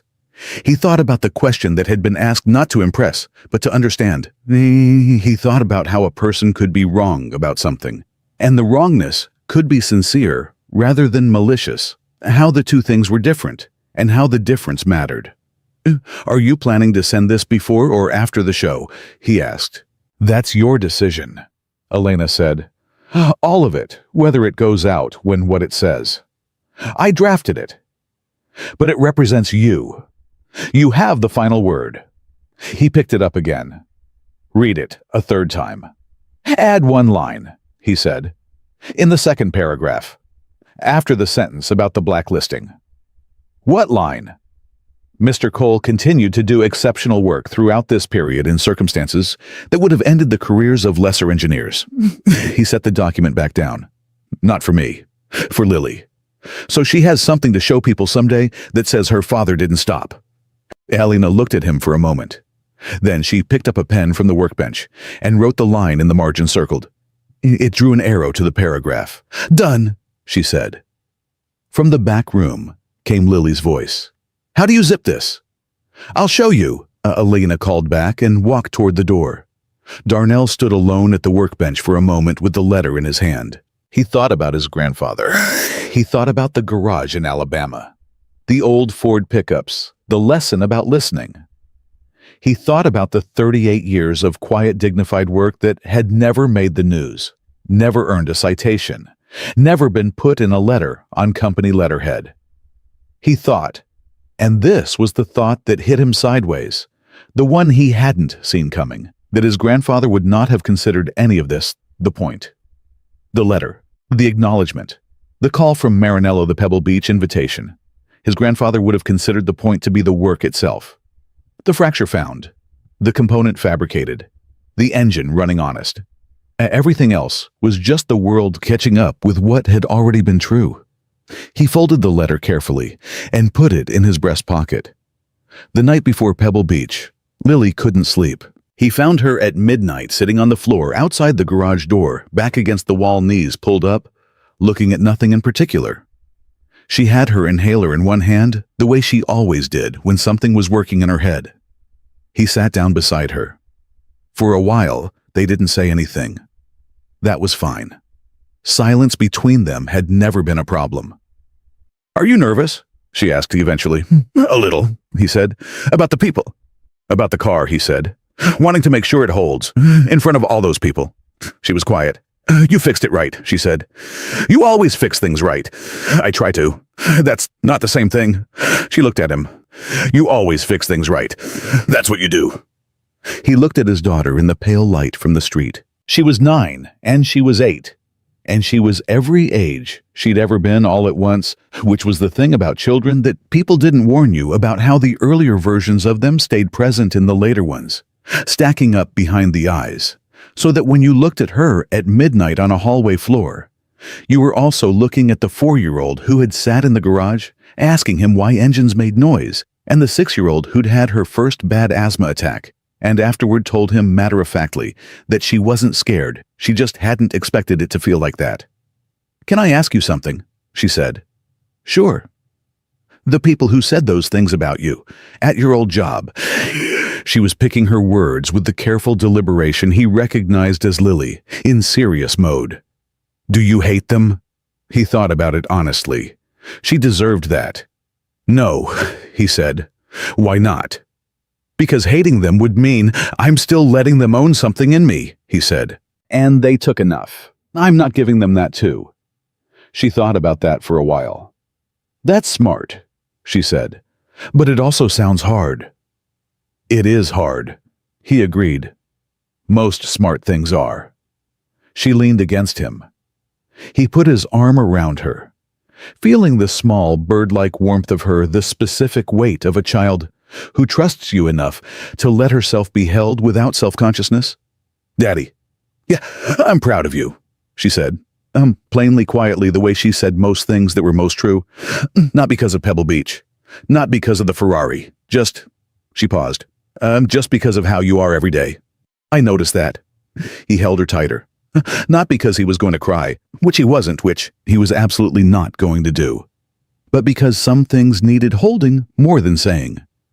"Go to bed, Lily," he said. "Okay." She didn't move for another minute. Then, she squeezed his hand and went inside. He stayed on the floor a little longer. The street was quiet. Somewhere down the block, the same dog he always heard was dreaming loudly. The garage door was up a crack, the way he always left it.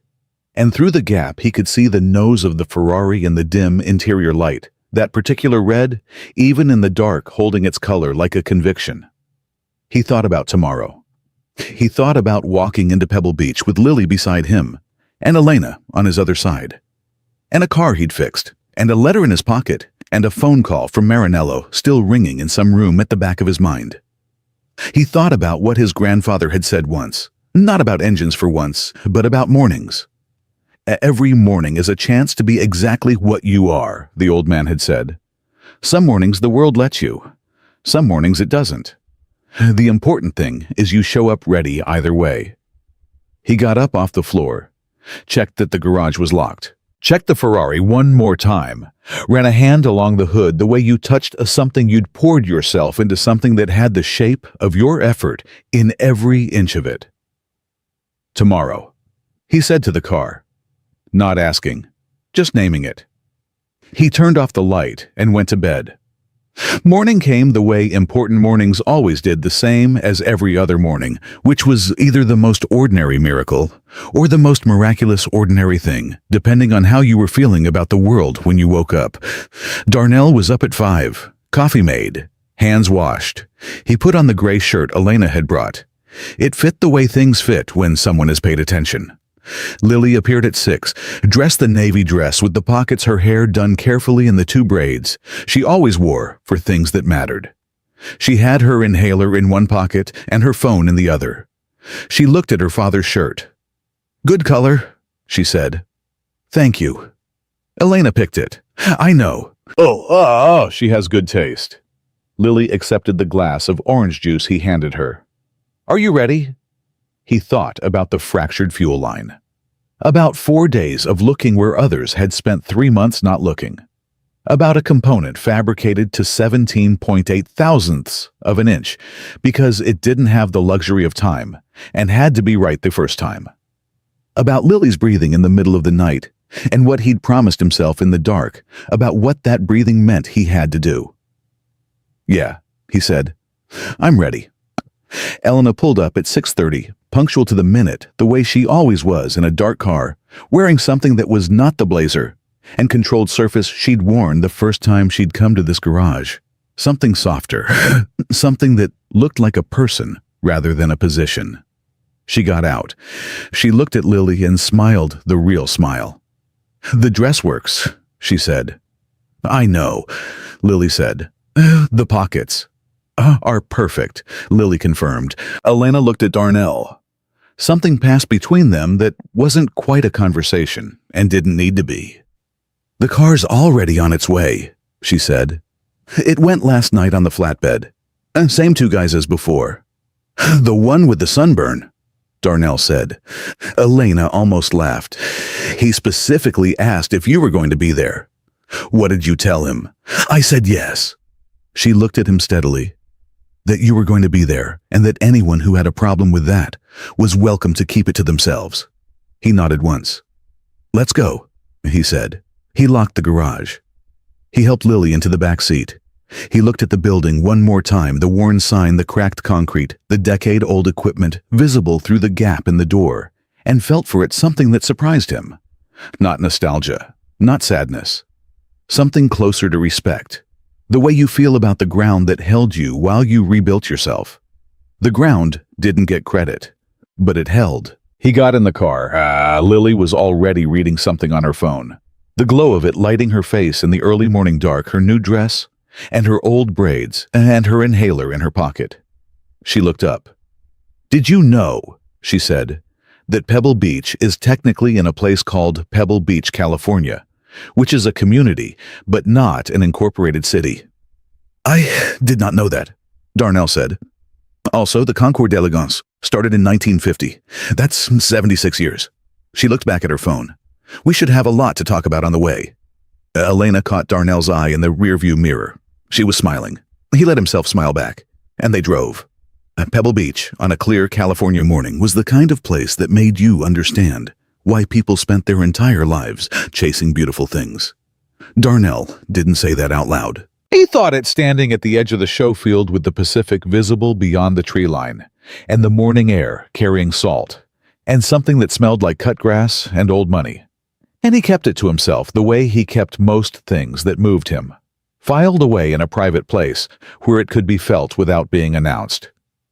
Lily, predictably, had no such restraint.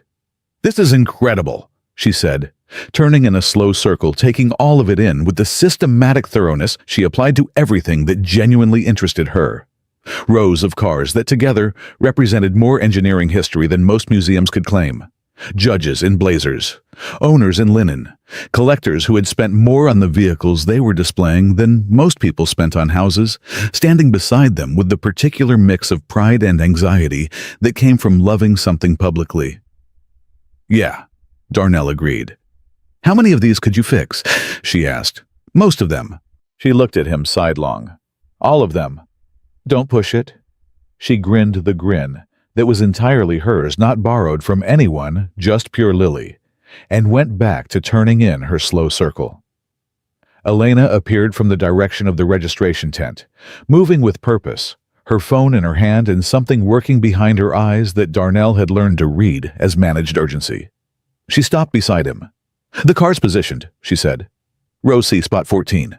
The judges walk at 10. We have about 90 minutes. "How does it look?" Darnell asked. "Like the most beautiful car in the field," she said. "Which it is." She said it without ego, just as a fact that she'd assessed and confirmed. "I want you to walk it with me before the judging starts.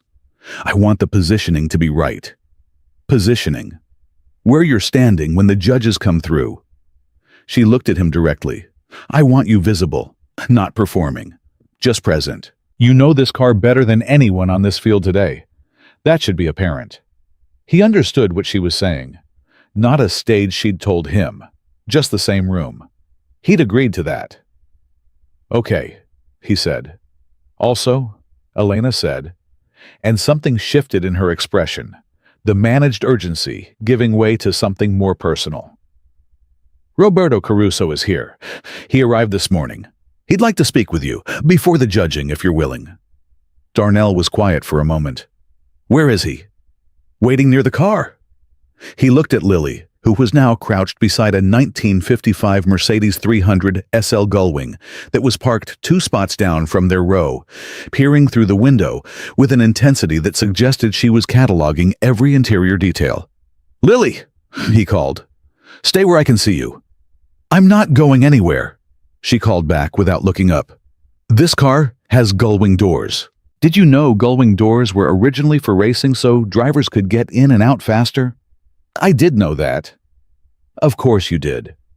She stood and brushed her dress off and moved to follow them, with the self-contained competence of a child who had spent her whole life navigating adult spaces by making herself useful. Roberto Caruso was a compact man in his late 60s, silver-haired, wearing a jacket with the prancing horse, embroidered small on the chest pocket.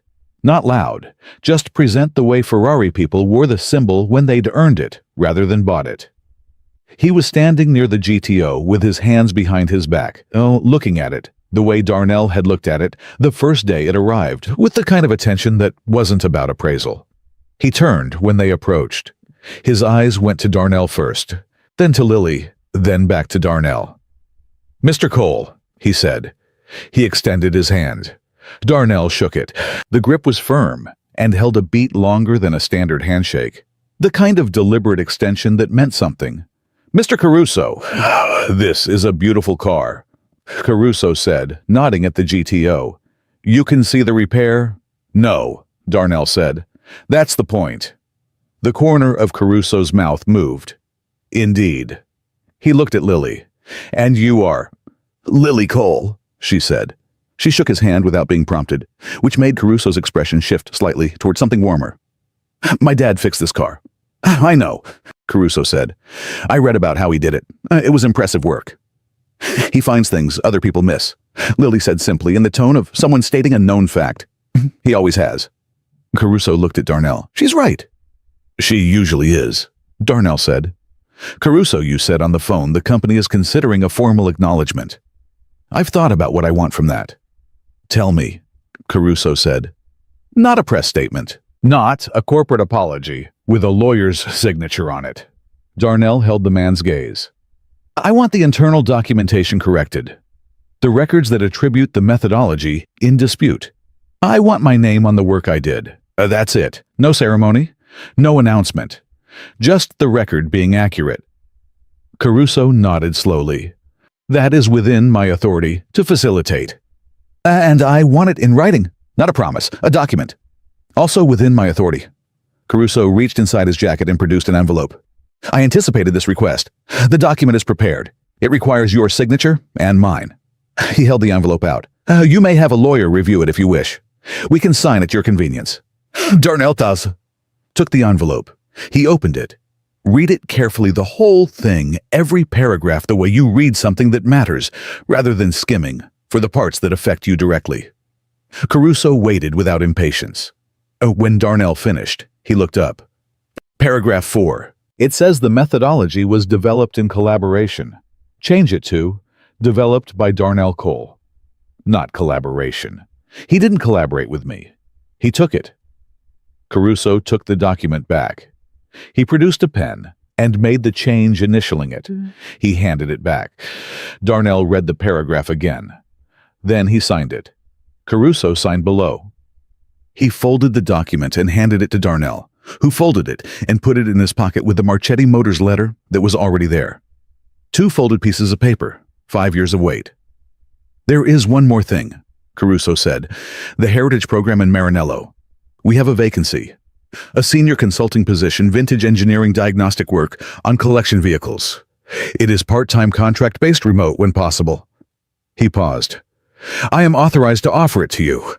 There is no obligation, no conditions. The offer stands regardless of what you decide. Darnell looked at the Ferrari. Then he looked at Lily, who was standing a few feet away, pretending to examine a catalog, but clearly listening to every word. I'll think about it, he said. That is all I ask. Caruso extended his hand again. Darnell shook it. Then Caruso nodded to Elena, nodded to Lily with a small, genuine courtesy, and stepped back. Lily materialized at Darnell's elbow. What's in paragraph 4? She asked. My name, he said. She looked up at him. Good, she said. Like it was the most obvious conclusion in the world. The judges arrived at 10:15. There were 3 of them. A woman in her 60s with the kind of credentials that took decades to accumulate. A man who had written 2 books on Italian coachwork from the post-war period, and a younger man whose reputation in the concours circuit Darnell had encountered indirectly through a restoration journal he'd read in a hospital waiting room once years ago when Lily was having a procedure, and he'd needed something to do with his hands. They moved through the field with deliberate care, leaning close to examine details, conferring quietly, making notes. They spent longer with some cars than others. They reached row C, spot 14, at 10:40.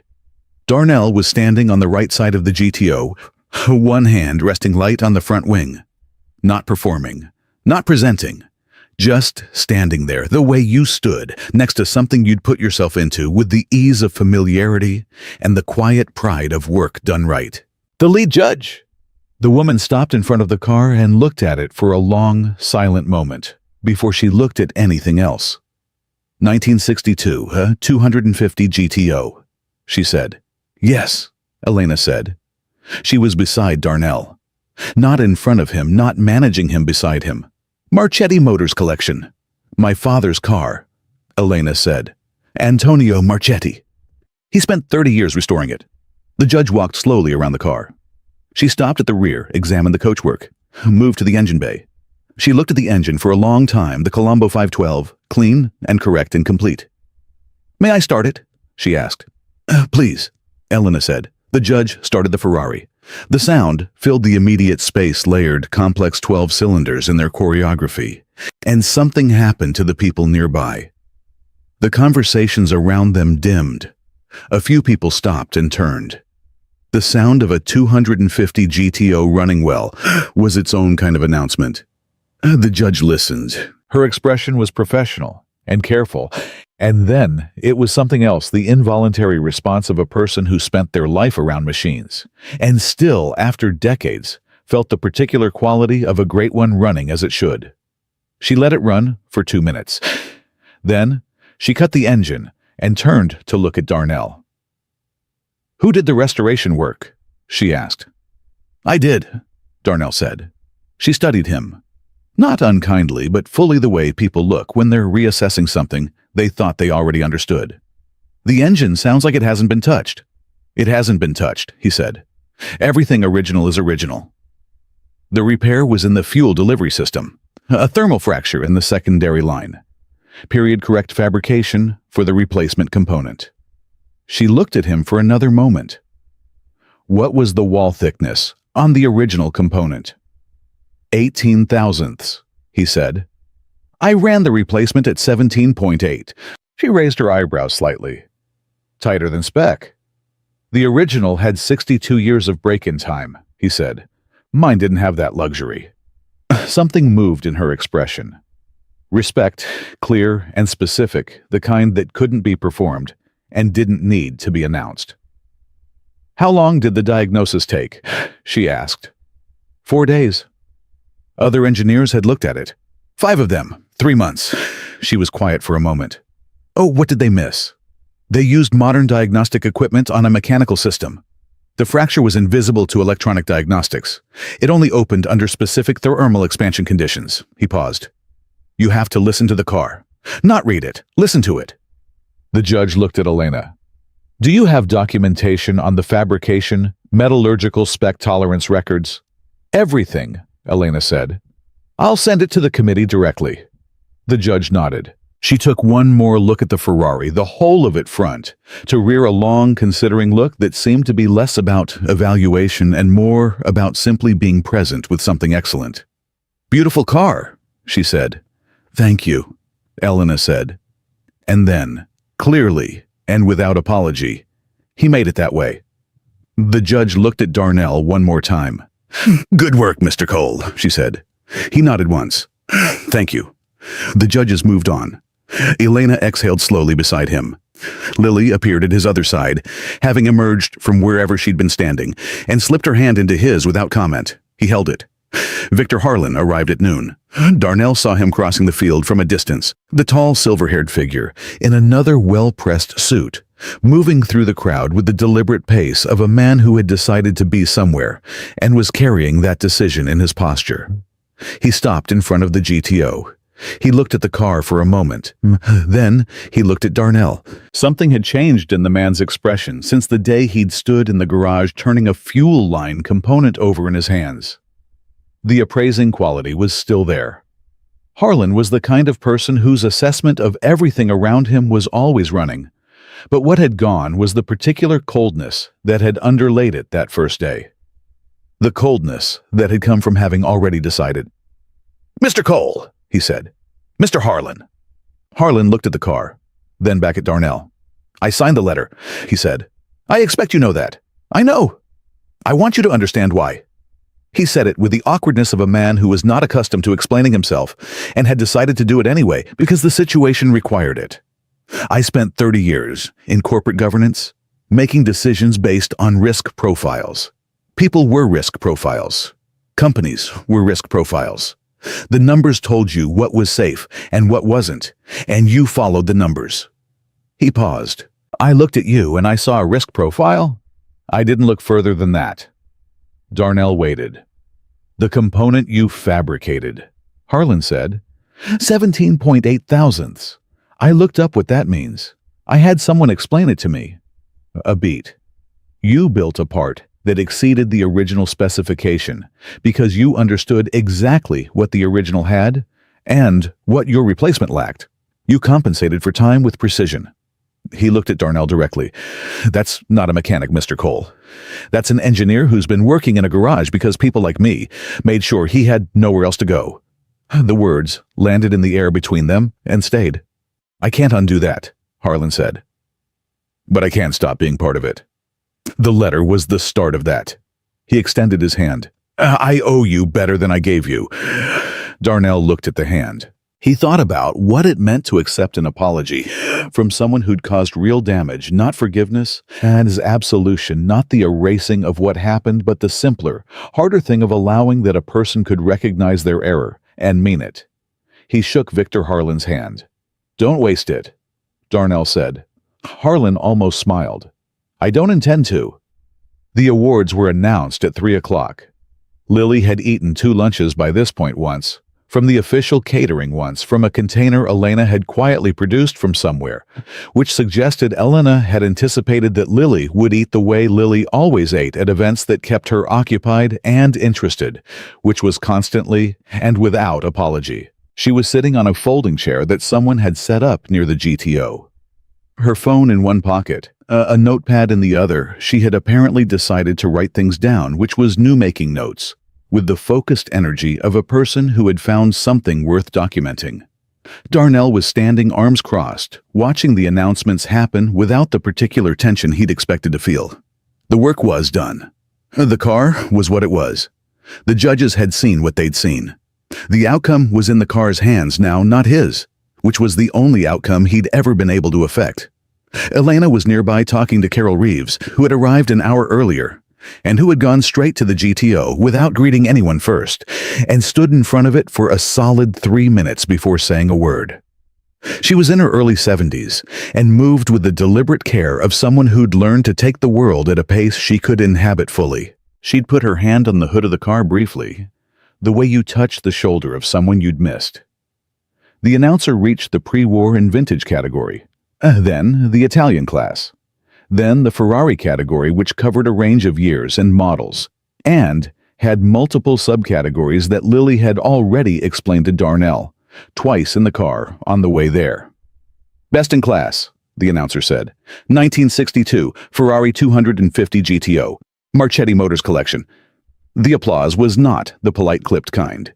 It was the kind that meant something full and immediate from people who understood what they were looking at and what it meant for it to be what it was. Lily stood up from her chair. "Daddy," she said. "I heard," he said. She grabbed his arm with both hands. "You won. The car won. The car won because of you." She looked up at him with the particular intensity she reserved for things she needed him to understand. "Say it right, you won." He looked at the Ferrari. He thought about the hairline fracture. He thought about the magnifying glass and the 9:47 moment and calling Elena to say I found it. He thought about the bench lathe and the 17.8 thousandths and the 4 hours of installation and the moment when the engine had run clean for the first time. "We won," he said. Lily considered that. "Okay," she allowed. "We won." Elena came to him through the small crowd of people who had gathered around the car. She was carrying the award, a formal plaque, heavy and real, and she walked directly to Darnell and held it out to him. "This belongs with you," she said. He shook his head. "It belongs with the car." "Then hold it next to the car." He took it, stood beside the GTO. Elena stood on one side, Lily on the other, the way a photograph gets made when it's the kind that matters, not staged, just the people who should be present. Carol Reeves appeared beside Elena, and then, to Darnell's mild surprise, Victor Harlan appeared on the far end of the group, standing at a slight remove that was respectful rather than distant. Choosing to be present without claiming the moment, Roberto Caruso stood nearby, his hands clasped behind his back, watching with the expression of a man fulfilling an obligation he was genuinely glad to fulfill. Someone took a photograph. Darnell didn't know who. He didn't look for the camera. He was looking at Lily, who was holding his arm, and looking at the car with those serious eyes, and who said very quietly, so only he could hear it, "Grandpa would have liked this." He hadn't told her about his grandfather's garage. Not directly, but she knew bits of it the way children know things from the edges of conversations, and the silences that surround certain subjects, and the way a parent's voice changes when something is being carried rather than said. "Yeah," he said. He would have.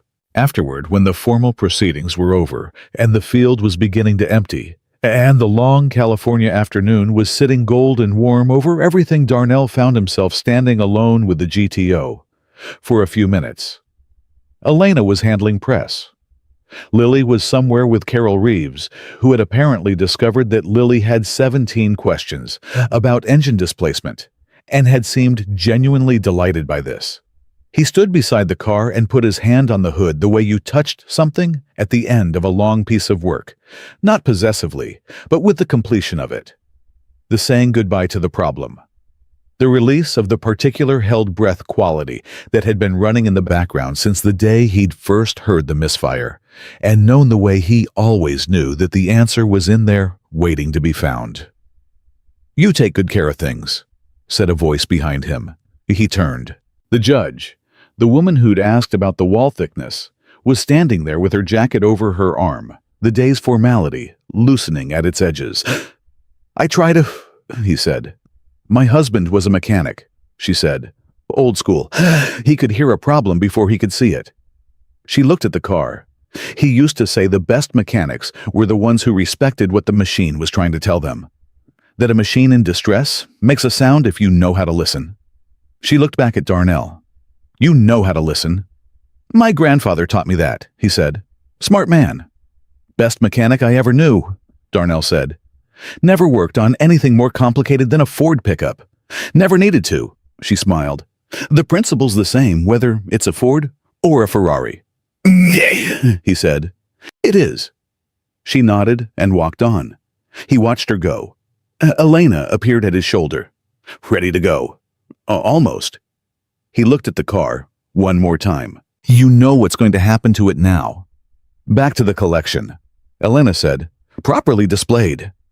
My father built a room for it in the building, climate-controlled, proper lighting. It'll be there." She paused. "Where it can be seen." "Good," he said. "It shouldn't be hidden." "No," she agreed. "It shouldn't." They stood for a moment in the quiet of it. "The Caruso offer," Elena said. "Have you thought more about it?" "Some." And he looked at the Ferrari. Then at the award he was still holding. Then at the folded documents in his breast pocket. Then at the distant figure of Lily, who was now gesturing enthusiastically at something Carol Reeves was showing her in what appeared to be an event program. "I'm going to take it," he said. "Part-time. Keep the garage. Take the consulting work too. The calls that have been coming in." He paused. "And I'm going to move. Get Lily out of that neighborhood." Elena was quiet. "I should have done it sooner," he said. "I knew what the air was doing to her.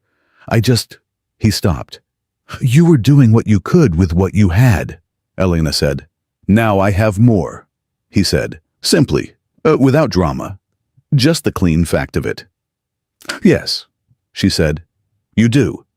He nodded once, filed it, moved on the way he moved on from most things, not by leaving them behind, but by carrying them forward into the next thing where they would become part of the structure rather than the story. "One more thing," Elena said. She reached into her bag and produced an envelope. He recognized the Marchetti Motors letterhead. "The letter went out this morning," she said. "To the Automotive Press, to 12 vintage car publications, to the Ferrari Owners Club newsletter." She paused. "And to the 2 engineers who originally certified the Ferrari, the ones Harlan named. The ones who missed the fracture." She met his eyes. "Not to embarrass them, just so they know." He opened the envelope. Read the final version. The line he'd requested was there in the second paragraph in the precise language he'd specified. Mr. Cole continued to do exceptional work throughout this period in circumstances that would have ended the careers of lesser engineers. He folded it, put it back in his pocket with the other one. "Thank you," he said. "No," she said firmly, with the quality of someone closing a door on a particular version of the conversation. "Don't thank me for that. That was owed. We don't thank people for what's owed." He looked at her. "Where did you hear that?" "My father," she said. "He said you only thanked someone for what they gave you, that they didn't have to. Everything that was owed was just debt being settled, and there was no grace in calling a settled debt a gift." "Your father," Darnell said, "sounds like my grandfather." Elena smiled.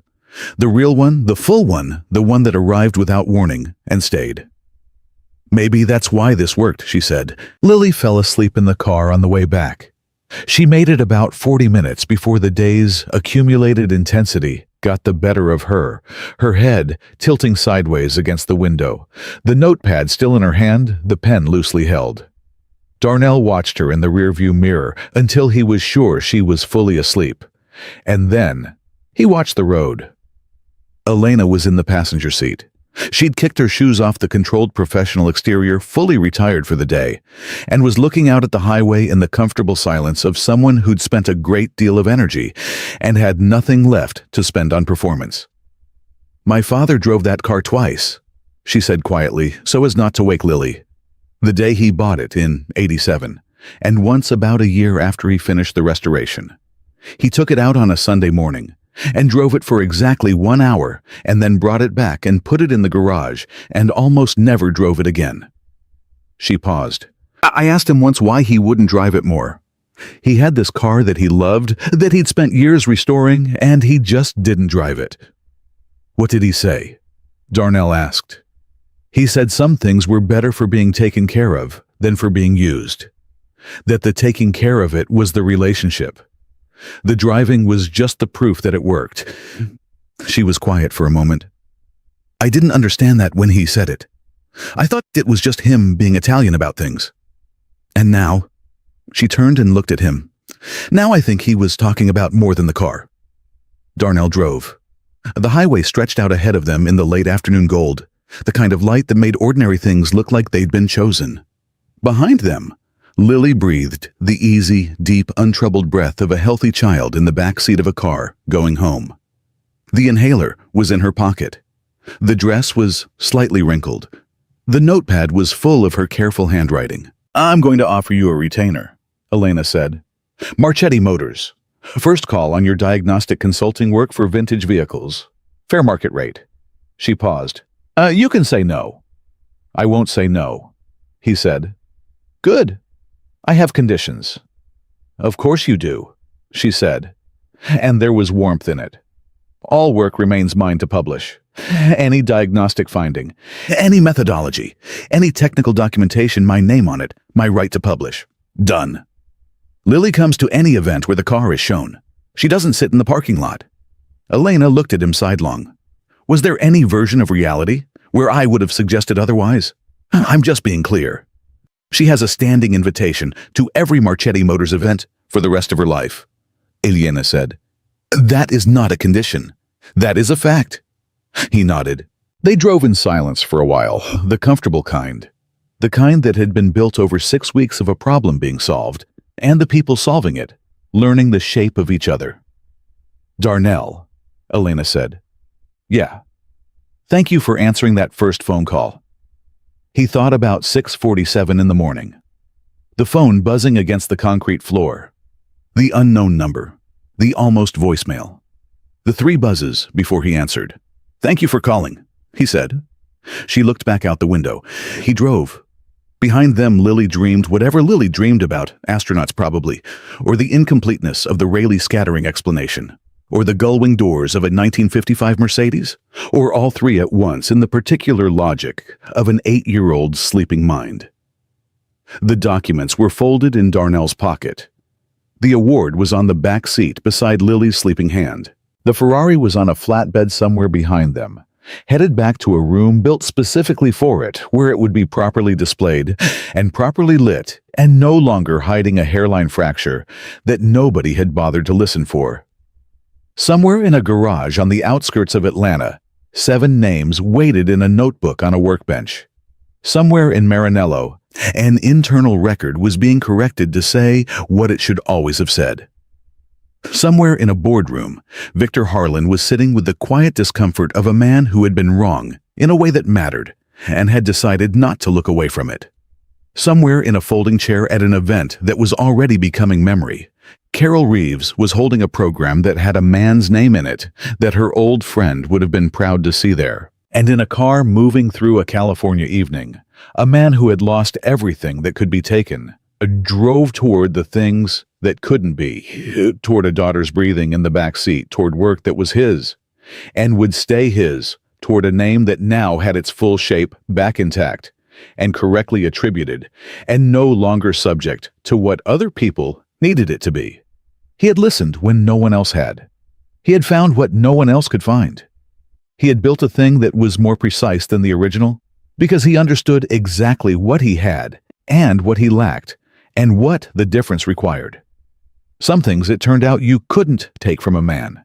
You could take his job, his reputation, his address, his standing in every room that had once been open to him. You could take the recognition and the credentials, and the industry that had once called him by name. You could take all of it, and leave him with a garage and a worn bench lathe, and tools that had seen better decades, and a daughter who held her inhaler like a talisman. What you could not take was the listening. What you could not take was the knowledge of what a machine was trying to say when everyone else was looking at the wrong thing. What you could not take was the quality of the work, the 17.8 thousandths, the period-correct alloy, the 4 days against 3 months, the repair that left no trace of itself except an engine running exactly as it was built to run. Darnell Cole had never stopped doing exceptional work. The world had simply taken 5 years to catch up with what had already been true. And now it had. And that was enough.